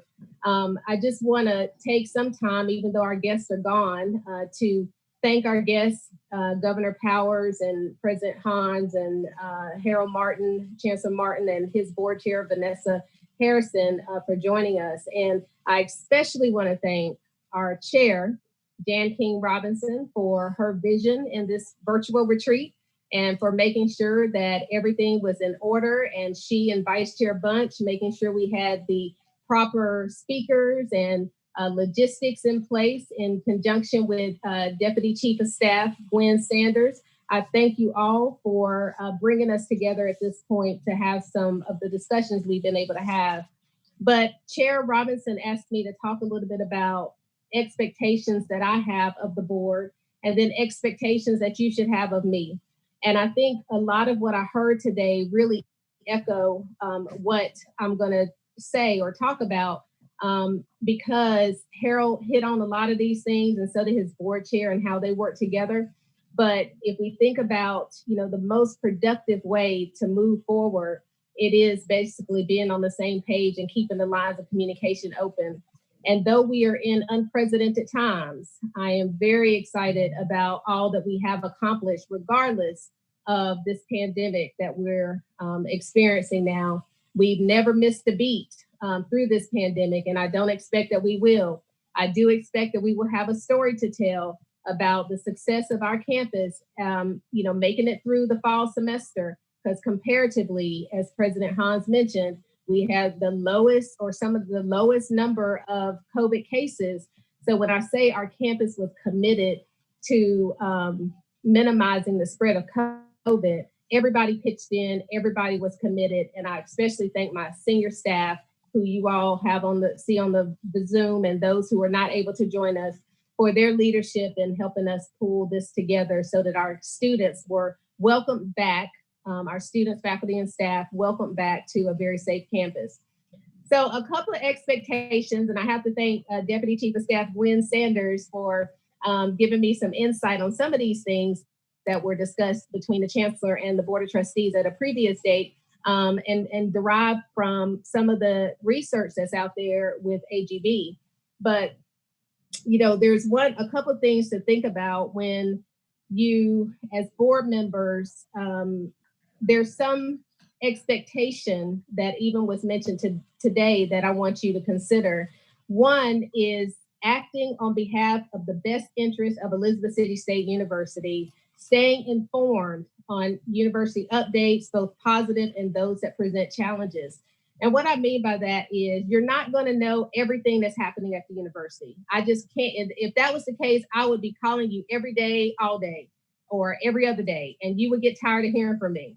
But you will hear from me as I, go through the chair first. Anything, as Harold mentioned, he referred to it, that anything that would hit the newspaper. But there are things that I will, as Chancellor, depending on what it is, the level of seriousness that we're facing on whatever it may be, I want you to know, because I don't want you to be blindsided on anything. I don't want you reading about it in the newspaper or hearing about it from your neighbor. It's something that I want to make sure that you know, because you represent us. You represent ECSU in the community and in your jobs and friends and wherever else and whoever else you speak with.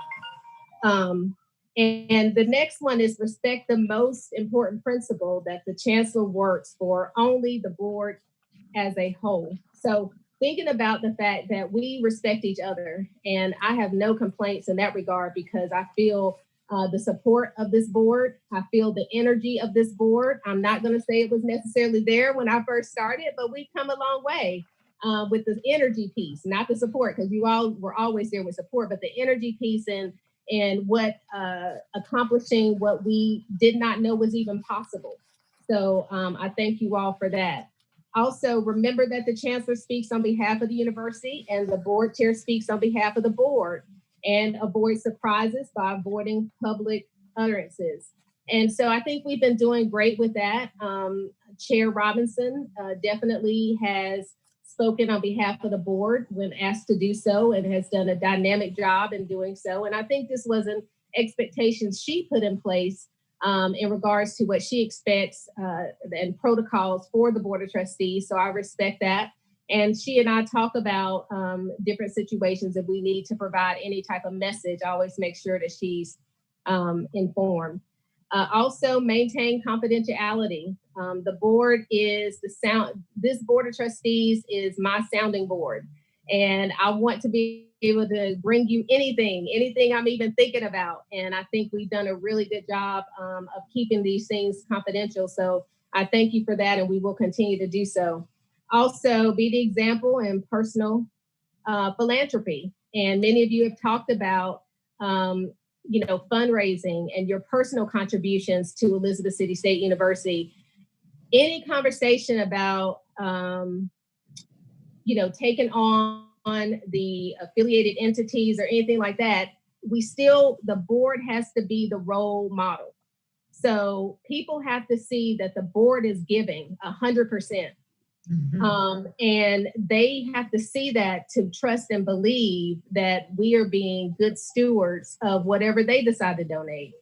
And sometimes people donate based on who they see donating.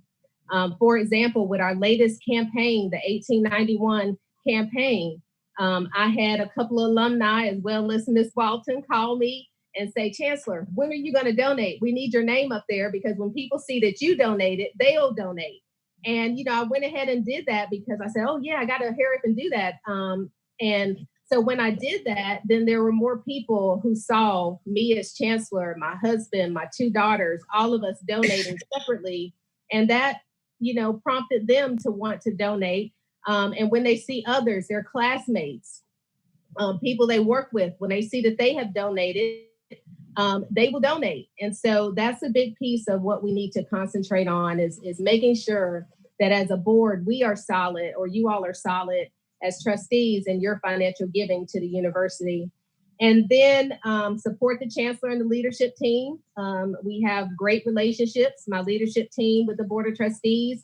And I tell you, I am grateful because not all chancellors have this great relationship with their board. I hear stories all the time from chancellors and presidents who say, my board is awful. My board won't support, these things. And I don't have to say any of that. And I am grateful, and it's truly a blessing that I have a board that supports the mission and supports the leadership of ECSU. And that's what's critical. Also, be the voice and ears for the institution. If you hear something out there that's not true, correct them. Don't hesitate. Don't feed into it. Don't spread it, especially if it's something negative. Call me. I will tell you what's actually going on if you're hearing something out there, because, we all live in a world where people like to talk, and not when they see you doing something good, they want to throw something bad on you or try to make up something. And I think, I have to trust that the trustees, the alumni, the faculty, the staff, and the students know and believe and love their institution so much that they will correct that misinformation and really add a positive light on the university. I'll tell you right now, I think I was talking to Jimmy or one of the other students, and I said, I'm on Twitter, I'm on every single social media outlet. You never see a negative tweet or post about North Carolina A&T State University. You never see it. Why? Because they handle their business inside their institution like family. That's why you don't see it. And so I think, as we hear these things, ask any of us, anybody on my leadership team, myself, and we will give you the proper information needed to correct whatever you're hearing out there that's untrue. And lastly, I just mentioned support and advance the missions. That's what we're here for. That's what you have me in place for, leading the institution, leading, into the future, all of us building a foundation that will sustain this great institution for the future. And that's really, really important for all of us. So what should you expect out of me? So first, I should provide data and information that is comprehensive, accurate, and useful. I think we've come a long way per our board chair, Chair Robinson, as well as our former Chair Barnes, who wanted the information provided at the trustee meetings to be more comprehensive, for us to give you more information, more things to talk about, be more transparent. And so we will continue to do so and continue to work towards doing even a better job at that. And I have asked my staff, I've set that as an expectation for them as well. Also, I will respect the board's fiduciary and other responsibilities to hold the institution accountable to the general public.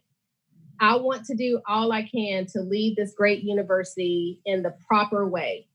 I want to do everything that's possible to make sure that you understand where we are from a financial standpoint, where we are with any financial challenges that we see or anticipate.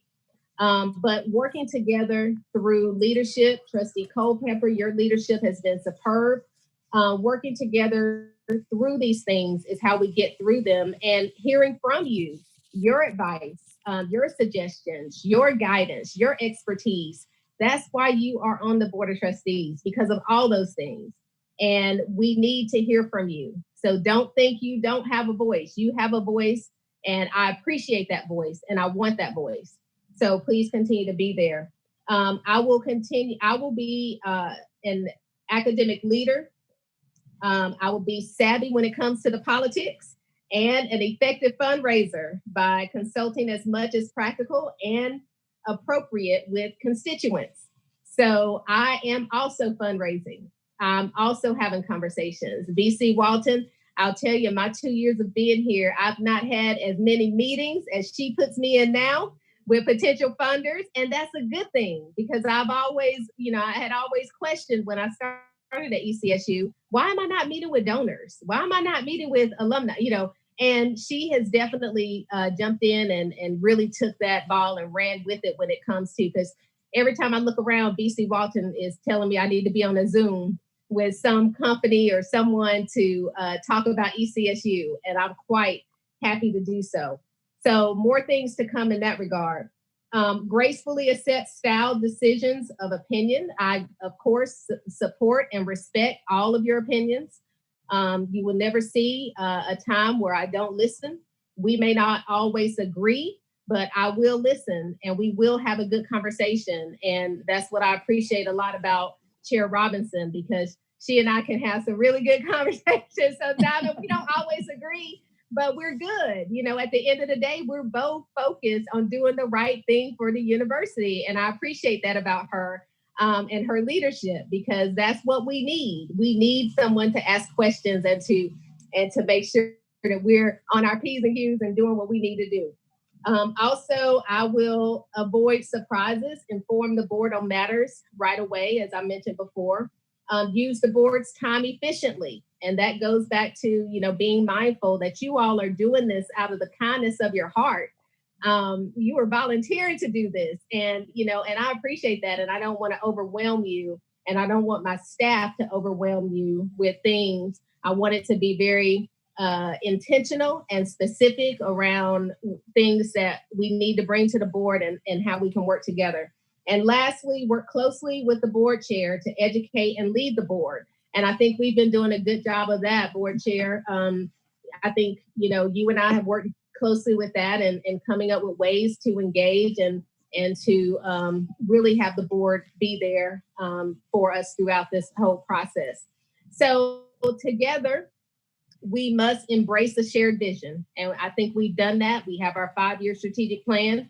We must implement and agree upon the plan, which we have done so, and commit to being advocates, telling the story of ECSU, being good fundraisers and recruiting students, because we know that's how the university gains operational budget and our budget at large with the number of students we enroll, and we want to continue to recruit students. So telling our story, being strong advocates in the community will draw potential students to you, which in turn will come to the university. So those are some things I want to mention. So I will pause there because I know I've taken a lot, but Chair Robinson, I hope I met the expectation that you had and what you wanted me to talk about.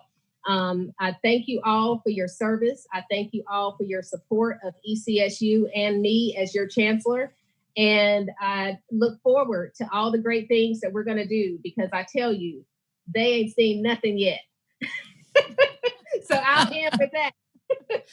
That was great. I love that. I love that. Thank you very much, Chancellor. I'm sorry that was improper English, but sometimes that's what you need. That gets the point across. Sometimes that's just what we need.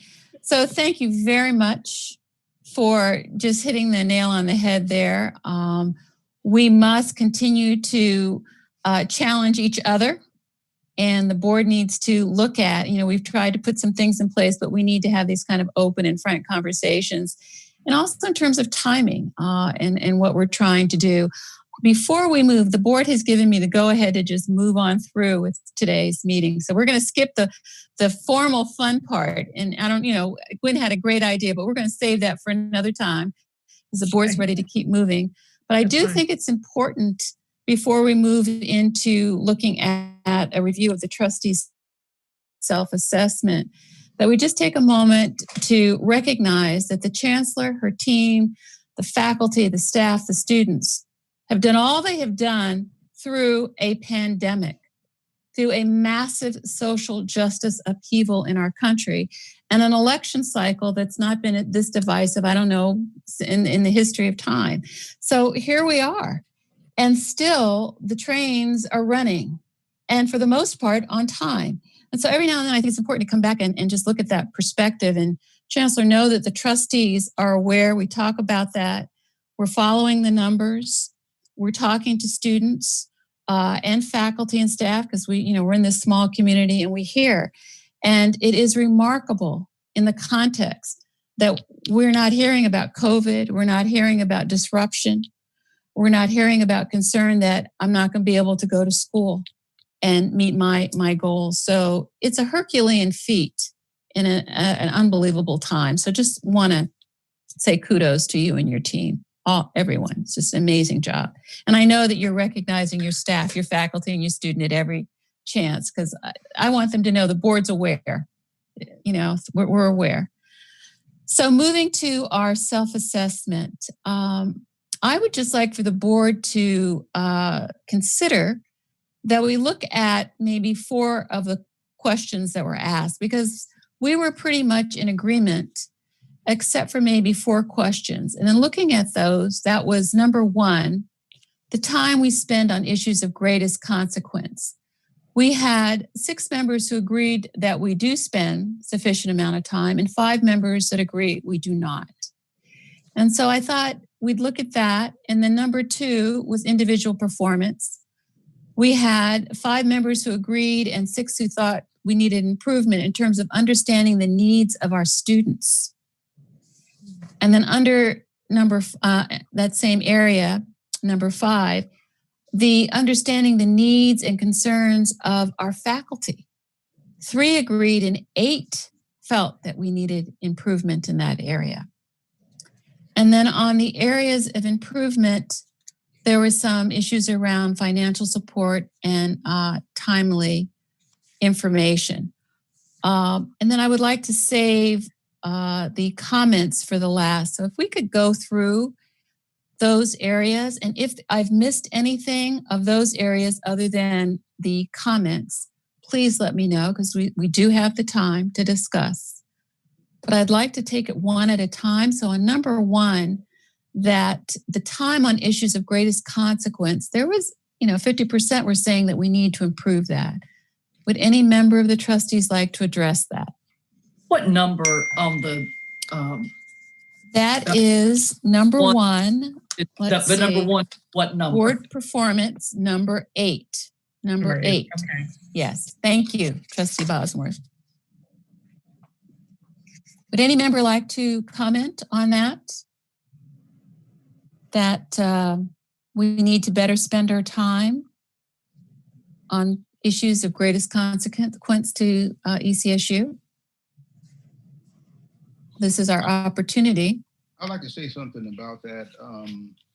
I think that because of all of the issues that we have had to work through in terms of getting this train running in an effective and efficient manner, and I think we all, including the Chancellor, have done a great job of that over the last several years. But from a Board of Trustees perspective, at some point, I think we would need to step back from being as engaged as we have in the past in the day-to-day things that the Chancellor's involved in. One of the good things we did is that we delegated to her the authority to do some things that the Board of Trustees would always have to wind up approving and that kind of thing. But I think the board, from a macro point of view, should be looking 10 to 15 years out in terms of what we think this institution ought to be. By that time, we probably would have gone through at least 1 or 2 other chancellors, because as much as we would love for Chancellor to stay here for the next 20 years, she's not going to do it. No, let me say it again in her English. She ain't going to do it. In other words, I think from a board perspective, we need to be looking at what we want this university to be 20 years from now, 15, 20 years out, and then start to at least raising those questions so that we don't always be in a position of handling problems as they come up, but things we've already thought about. We put the framework into place, and even though we may not have implemented that plan, at least we know it's out there. And so the matters of complexity, centrality, and consequence are the things I think that the board should be focused on in a large sense. Now, obviously, we do what we have to do at this point in time, but I think from an overall board perspective, we need to be looking at those kind of things as well. Thank you, Trustee. Any other comments on that item? And that's part of our policing ourselves. So if we get into the minutia, we're getting into management, for one of us to remind us that we need to go back up to the 40,000 foot level. And that's us making sure that we're spending our time on, what's going to have sustainable growth. All right, if there are any other comments on that one, I will move to the next one. And that is question 2, individual performance, items 4 and 5. More than 50% of us believe that we understand, don't believe that we understand the needs and concerns and perspectives of the students. Would anyone like to comment on that? Well, since no one can say anything, let me say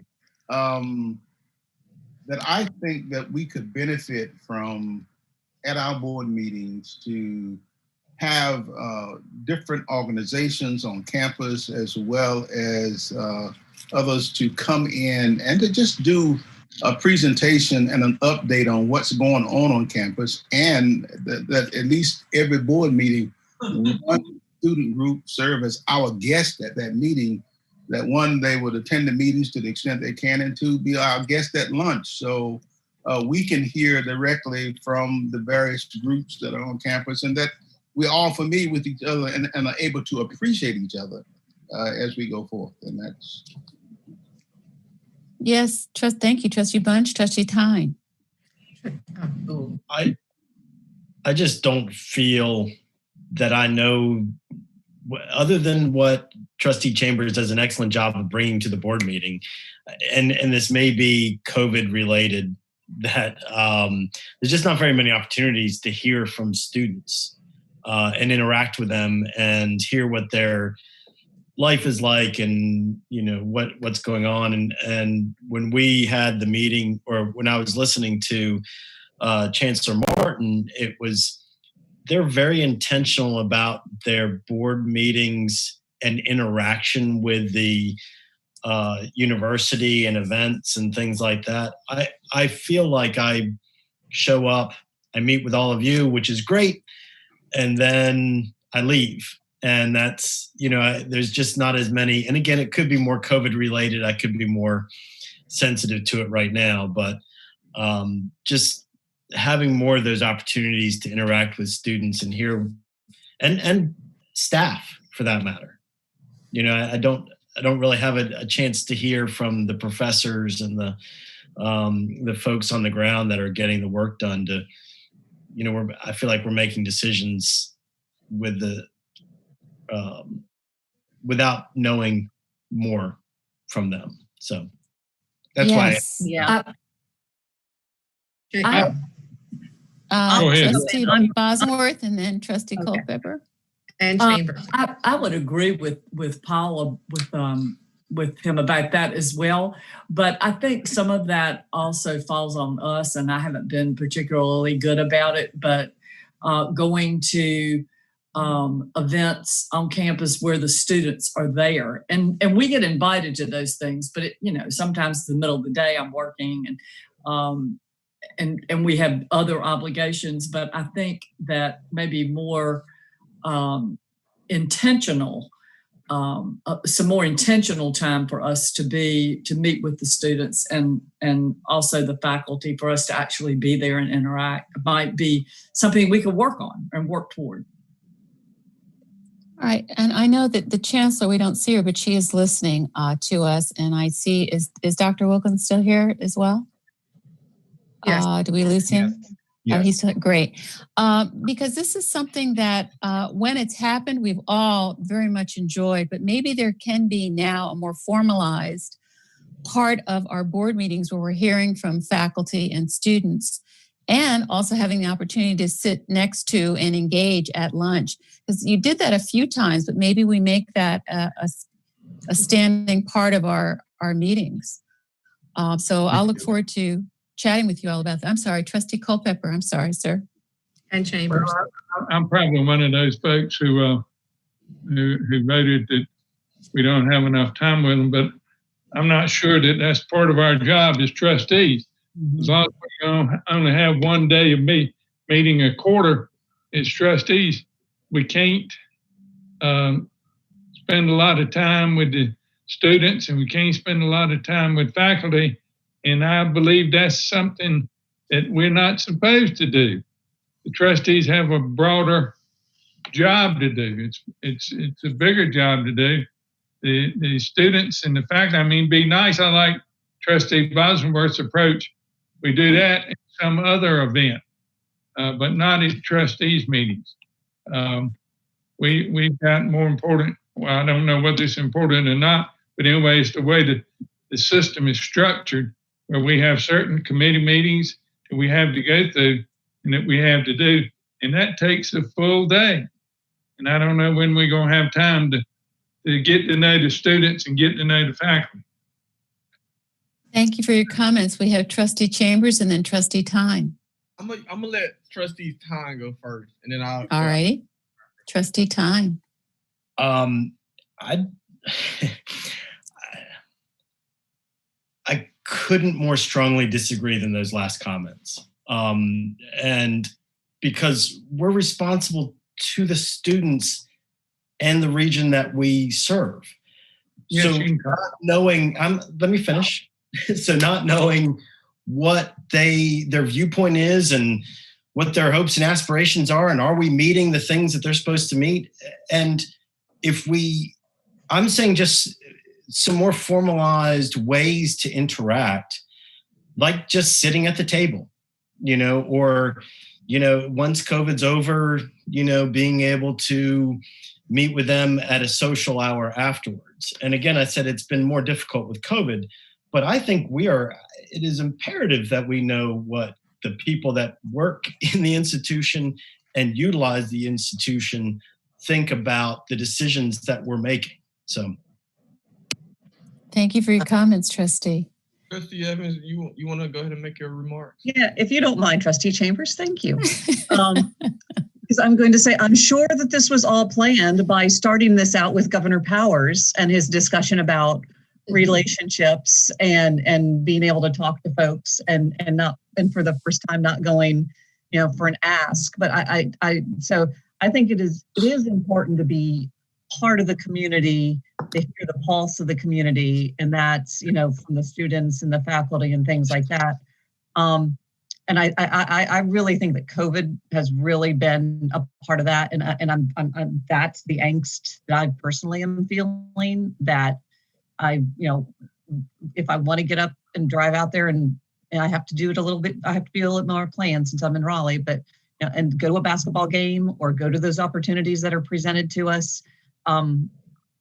That ability and that comfort level is just not there right now, because we want to keep that low COVID rate down at the university.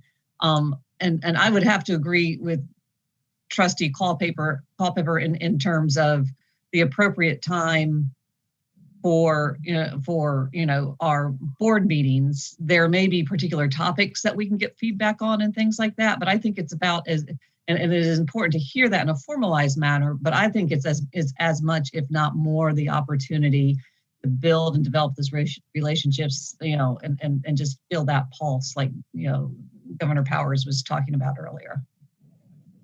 Thank you, Trustee Evans. Trustee Johnson. Yeah, Trustee I think if we, each one of us adopted a student, that would mean that we wouldn't have to interact at board meetings or whatever.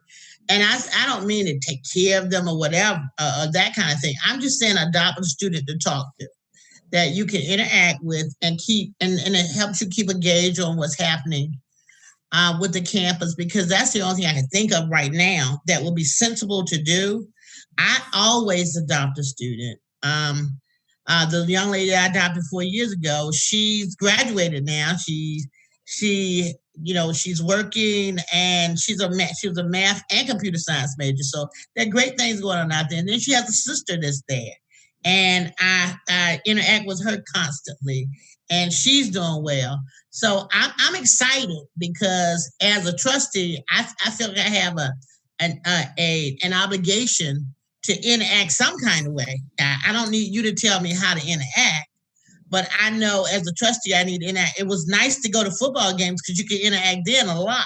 Exactly. But I have to trust Trustee Chambers about what he's sharing with us. And I think he's very honest about what he shares and what the needs are. So that's just a suggestion of mine, that each one teach one, each one learn from one. So that's where I am with that. I love that idea. Thank you. Thank you. Trustee Chambers, I think we've all spoken. Well, I appreciate the feedback that you all gave. So just the hints on some of the things, like Trustee Tom said, like we as a student, sometimes you have to meet us halfway. Like, yes, I give you all the opportunity to come to our town halls, but maybe I could beef it up some more and just have a set event where it's you all as a panel, and I have students come in, they can put Q&As for you all. So maybe I could probably do something, different outside the lines of you just coming in on the town hall. So sometimes we just have to think outside the box. It's not always that, the time conflict, and we could just always come together and think of a time that works for all of us to hear student needs. So what you need to really advocate for. Thank you, sir. Yes, I understand, like, you can come to sporting events here and there, but still sometimes you have to meet the students halfway. And that's something I'm still learning. Like, yes, I'm a student, but I'm learning as I go on and on more in my position, is you have to meet the students halfway. So that's all I ask for all of you, just to, think outside the box, meet the students halfway. Thank you.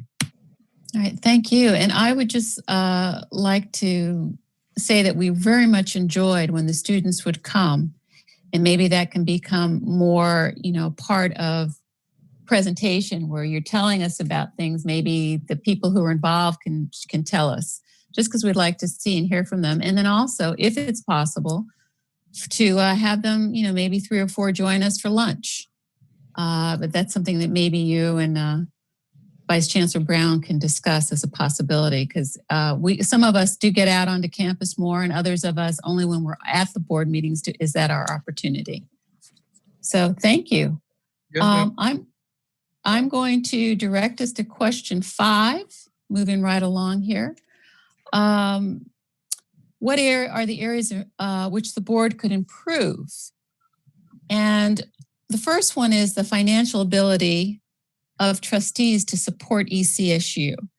And the wording of that, I'm just going to sort of throw it out there, but I think that there is the opportunity, based on the statistics that I've seen, that's not just the amount, but the participation. When we had our campaign 1891 strong campaign, I think it was 4 trustees, is that right, VC Walton, that participated? And what the point of that is to show the support of the board. And that's why we said, if you got $8.91 or $18.91, whatever, $5, we wanted to get your name on the board. And on the when I say board, what was going to be shown. And that was because it does speak to people, and people do look to see our involvement. And then I think sometimes, even though we may be giving, when we have those kinds of campaigns that are just showing participation, we don't really understand the importance that may have. But there's also meeting our agreed upon goal of a minimum of $3,000. So we said we would do that as a board. And this is our first year. And I've asked VC Walton to please advise, because we've got until June, is that right? To make that goal. Some people have surpassed that, and that's incredible. And then some folks aren't on the board at all in terms of when I say board, I mean, they're not on the rolls. They have not given yet. And whenever people give, there's no problem or issue about timing. But when we're asking about trying to show participation, we are trying to show that we are involved and we are engaged as we are. When we're trying to meet our agreement that we're going to have a minimum amount, that was just the amount that the board voted that we thought would show that we're all in. I was told, and I'm going to ask, I don't know if it was Trustee Wilkins that helped me with this or another individual, but I got to see what the giving, I asked a couple years ago, what was the giving amounts of other HBCUs and some of the majority schools, PWIs, that was asked. And I was under the impression that A&T did have a minimal amount, and it was significantly higher than the amount that we were asking our board to give. But there was a very high giving rate, and there was a much larger percentage of the board that was giving. And so this year I'm asking that whether it's, the amount that we decided or some other amount, larger or smaller, that 100% of us are giving. That helps us with grants when we can say 100% of our board has given. So I just wanted to preach a little bit on that one. If any other board member has any other comment about that particular item. Trustee Culpepper. I think it would be helpful on the to make sure that we're all giving in these various fundraising events we have. That at least, I know that the university is on a June 30th fiscal year, but most of us individuals are on a December 31st fiscal year. And if we could get a list of the numerous fundraisers we're going to have in the 2021, it'll be 21-22 school year, when they're going to have, then we can set aside some money for each one of those fundraisers. Whereas some of us prefer to give one check and that be it.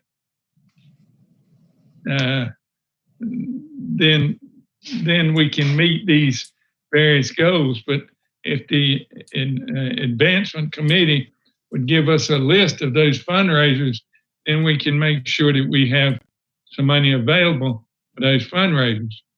Second thing I'd like to point out is if it was $3,000 minimum, I think we should go up this year to at least $3,500 or $4,000.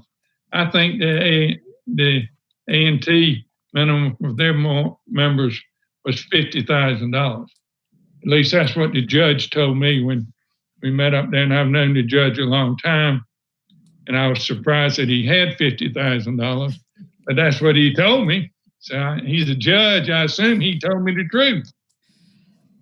Thank you, Trustee. We have Trustee Tynan and Trustee Johnson.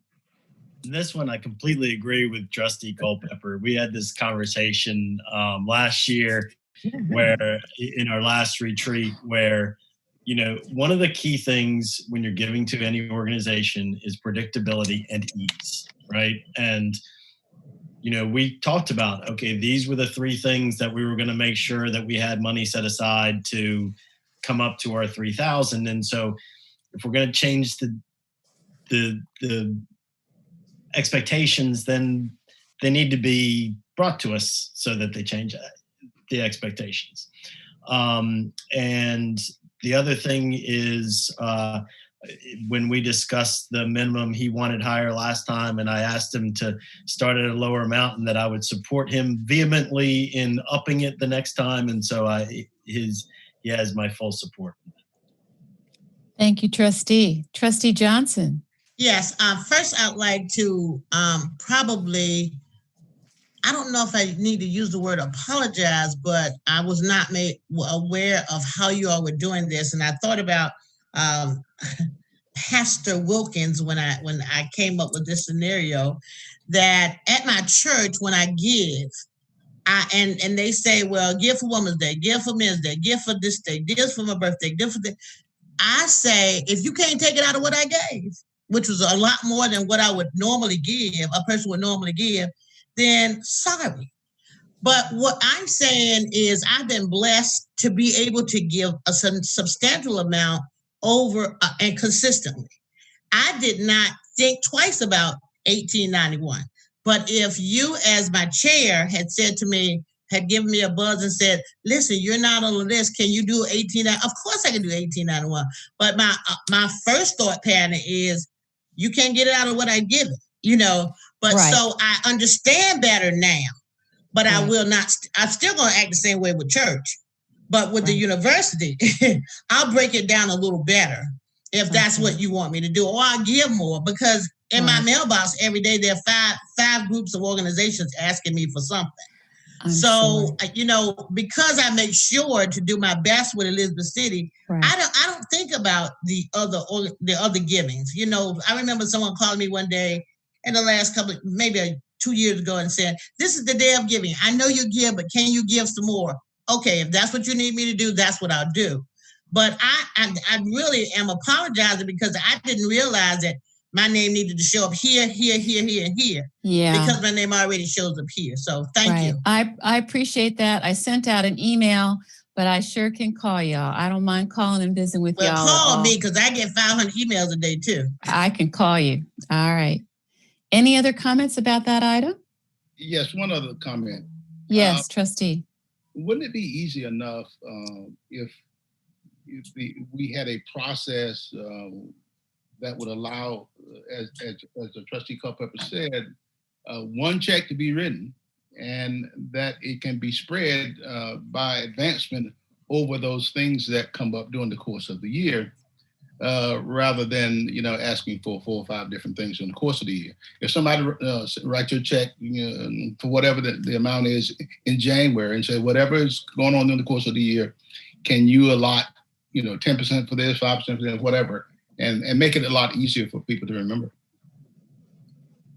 Okay, thank you, sir. Well, all righty.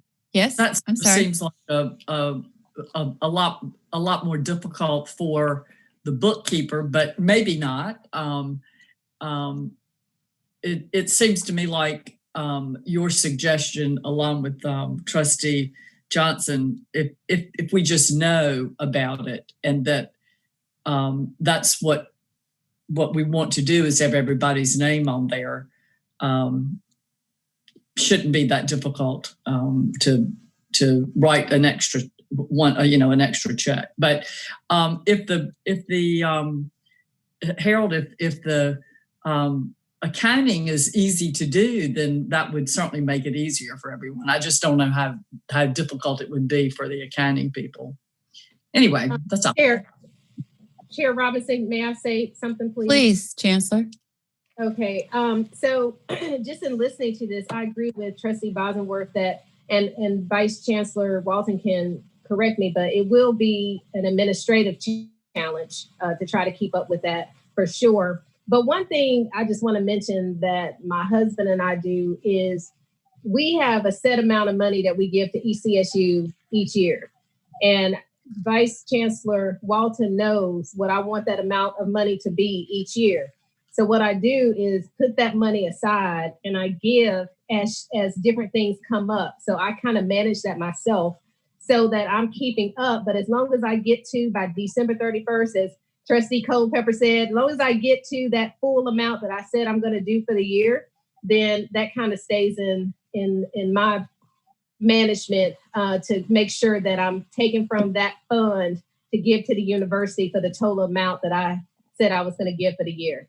Does that make sense, Trustee Barnes? I mean, I know that's probably putting a lot of more responsibility on the trustees, but if you say $3,000 a year, then maybe you put your $3,000 aside, and then when Day of Giving comes up, you may give $1,500. Then when another campaign comes up, you keep dipping into that $3,000 until you pay your whole $3,000. Is what I'm trying to describe.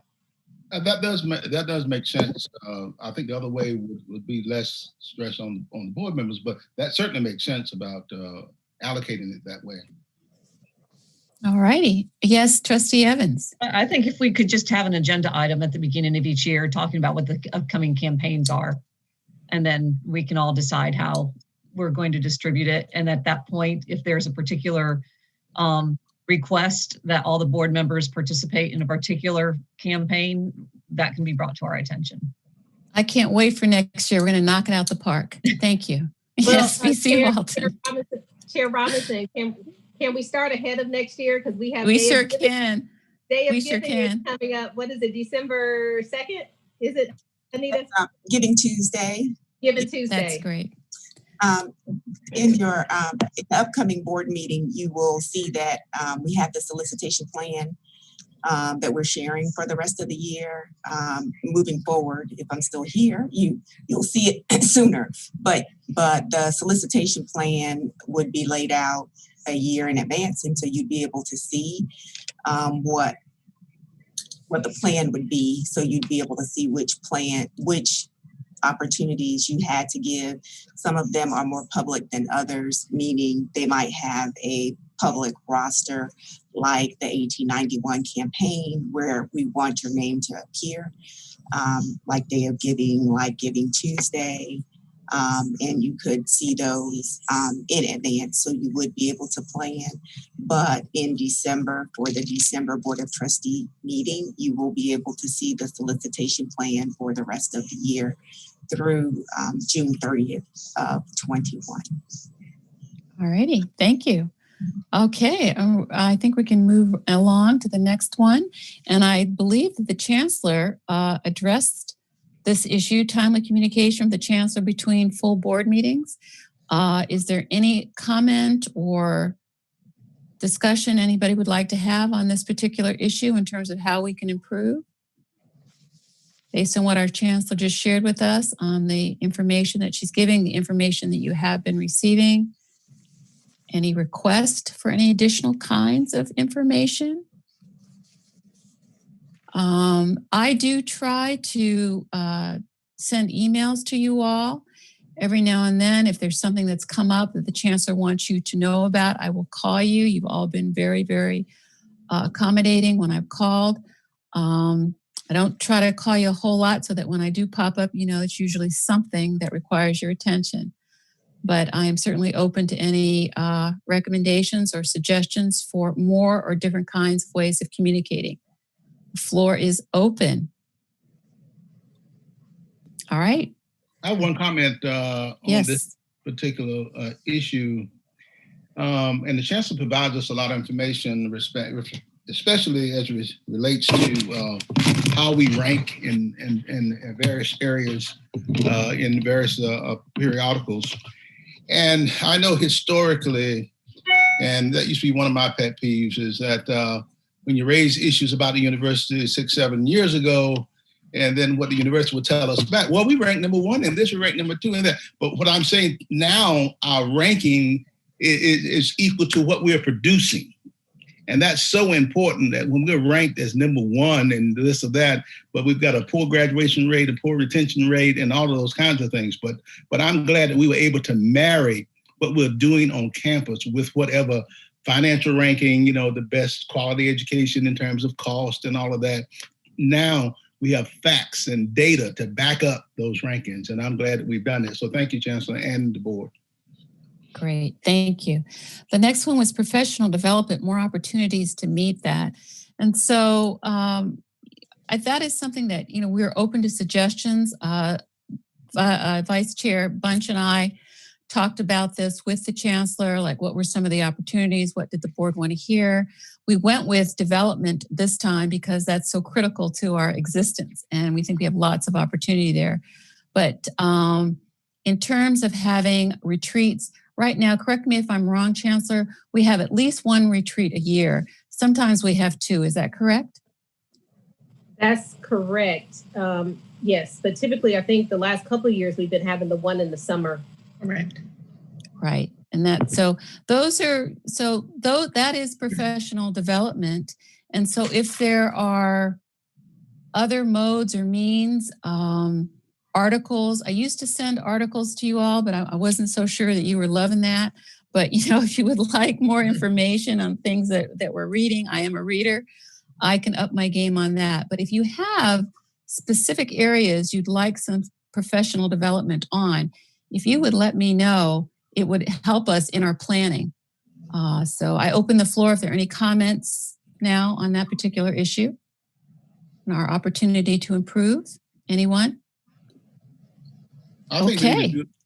Go ahead. I think we do some additional fundraising to do it, but I think it is invaluable for trustees to have an opportunity to go to AGB meetings, because you meet trustees from all over the country, and there's valuable insight that you can gain from that. Obviously, that can be a costly proposition, and but I think it's something that we need to work toward, making sure that we are able to attend some of those conferences. Obviously, we can't do it all together as one board, but that's a valuable thing to be able to do.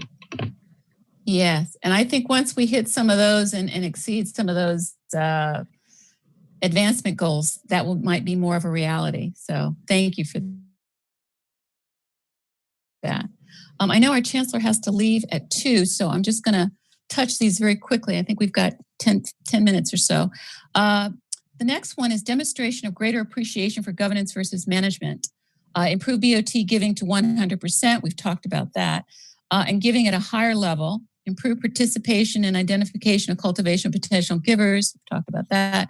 Greater focus on partnerships that will help build increased streams of revenue. The demonstration of greater appreciation for governance versus management is what we'll be doing for the rest of our lives as we serve on boards. You know, all of us have been in management, and so it's very difficult to get ourselves out of the weeds. And so we just need each other and the chancellor's team, and they've done a great job. Alan and Derek have really pulled me aside. I've given them permission to a couple of times to let me know when I have been in the weeds and to go back up to the 40,000 foot level. And they've done it with love. And I appreciate that, guys, as long as it's with love. And I think we can police each other to do that. But that's part of what being on a board is making sure that we are on the governance end. And I really do feel that our board gets it more right than not. Is there any comment on anything within that statement that anybody would like to make? Y'all ready to leave with the chancellor? Okay, the last one. We have a suggested amount of money that each member should contribute. I think we've talked about this. Encourage members to be ambassadors for ECSU, being prepared and seek understanding of what the issues are. I think we're there. Any comments on that last one? Everybody is good? All right, I'm going to make some. Yes, Phyllis, please. Trustee, one of the trustees suggested that we raise the amount to $3,500. Was that something we wanted to talk about, or is that for later? I think that that's something that we take back to the committee, and we make that a committee that then brings it to the full board, and we can have a full body discussion about that. I think that's a very real recommendation. So we want to work that through our committee structure. Get that in December. Great. There we go. I trust that Trustee Culpepper is going to make that happen, right, Trustee? Yeah. Okay, that is his committee. All right, before I make my closing remarks, Chancellor, we want to leave with you. Does anybody have any last thoughts on anything we discussed today or anything relevant to our mission? To be the best stewards to our school. I'd just like to share with Dr. Dixon that I know as a leader, you have some hard decisions that you have to make. But I saw a decision that you made for the university that brought our numbers up as far as students were concerned. And I just want to personally thank you for that, because that's extremely important to have more students so you can have more staff, so you can have more students, more people graduate and become productive members of society. So it is tough to change around and make decisions, but if you keep on doing what you've always done, you keep on getting what you always got. And that did not happen, and that was through you, and I thank you. Thank you, Trustee Johnson. Thank you very much, both Trustee Johnson and Chancellor. Any other comments anyone would like to make? Thank you, Chancellor, and thank you, Madam Chair, for the great work you all are doing on our behalf, and we love you to life and not to death. Well, thank you very much, my brother. All righty, I'm going to just say to our trustees, it really is truly a pleasure to be on this team with you all. I'm sorry we didn't get to play, because I also know that you all like to play. So we'll make sure the next time that we'll carve out a little time for some fun, just as we get to know one another a little bit more. Always thank you, Chancellor, the team, the faculty, and the staff.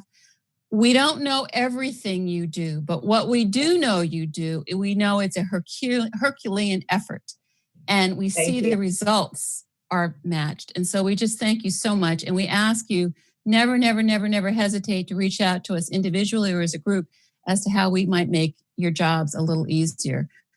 Definitely. So we all just keep showing you love. And there might be more demonstrative ways to show our love. So let us know about that as well. Thank you, trustees. To everybody, please continue to be safe and take care of yourselves and your family. I'm being Lester Holt right here. I love he says that every night. Love y'all. God bless you. Thank See you you next all. month. Thank you, Okay. Trustee. All right. Bye-bye now. Thank you, Trustee. Bye. Bye-bye. Thank you, Gwen Sanders. Yeah, she always deserves a thank you. Yes, exactly.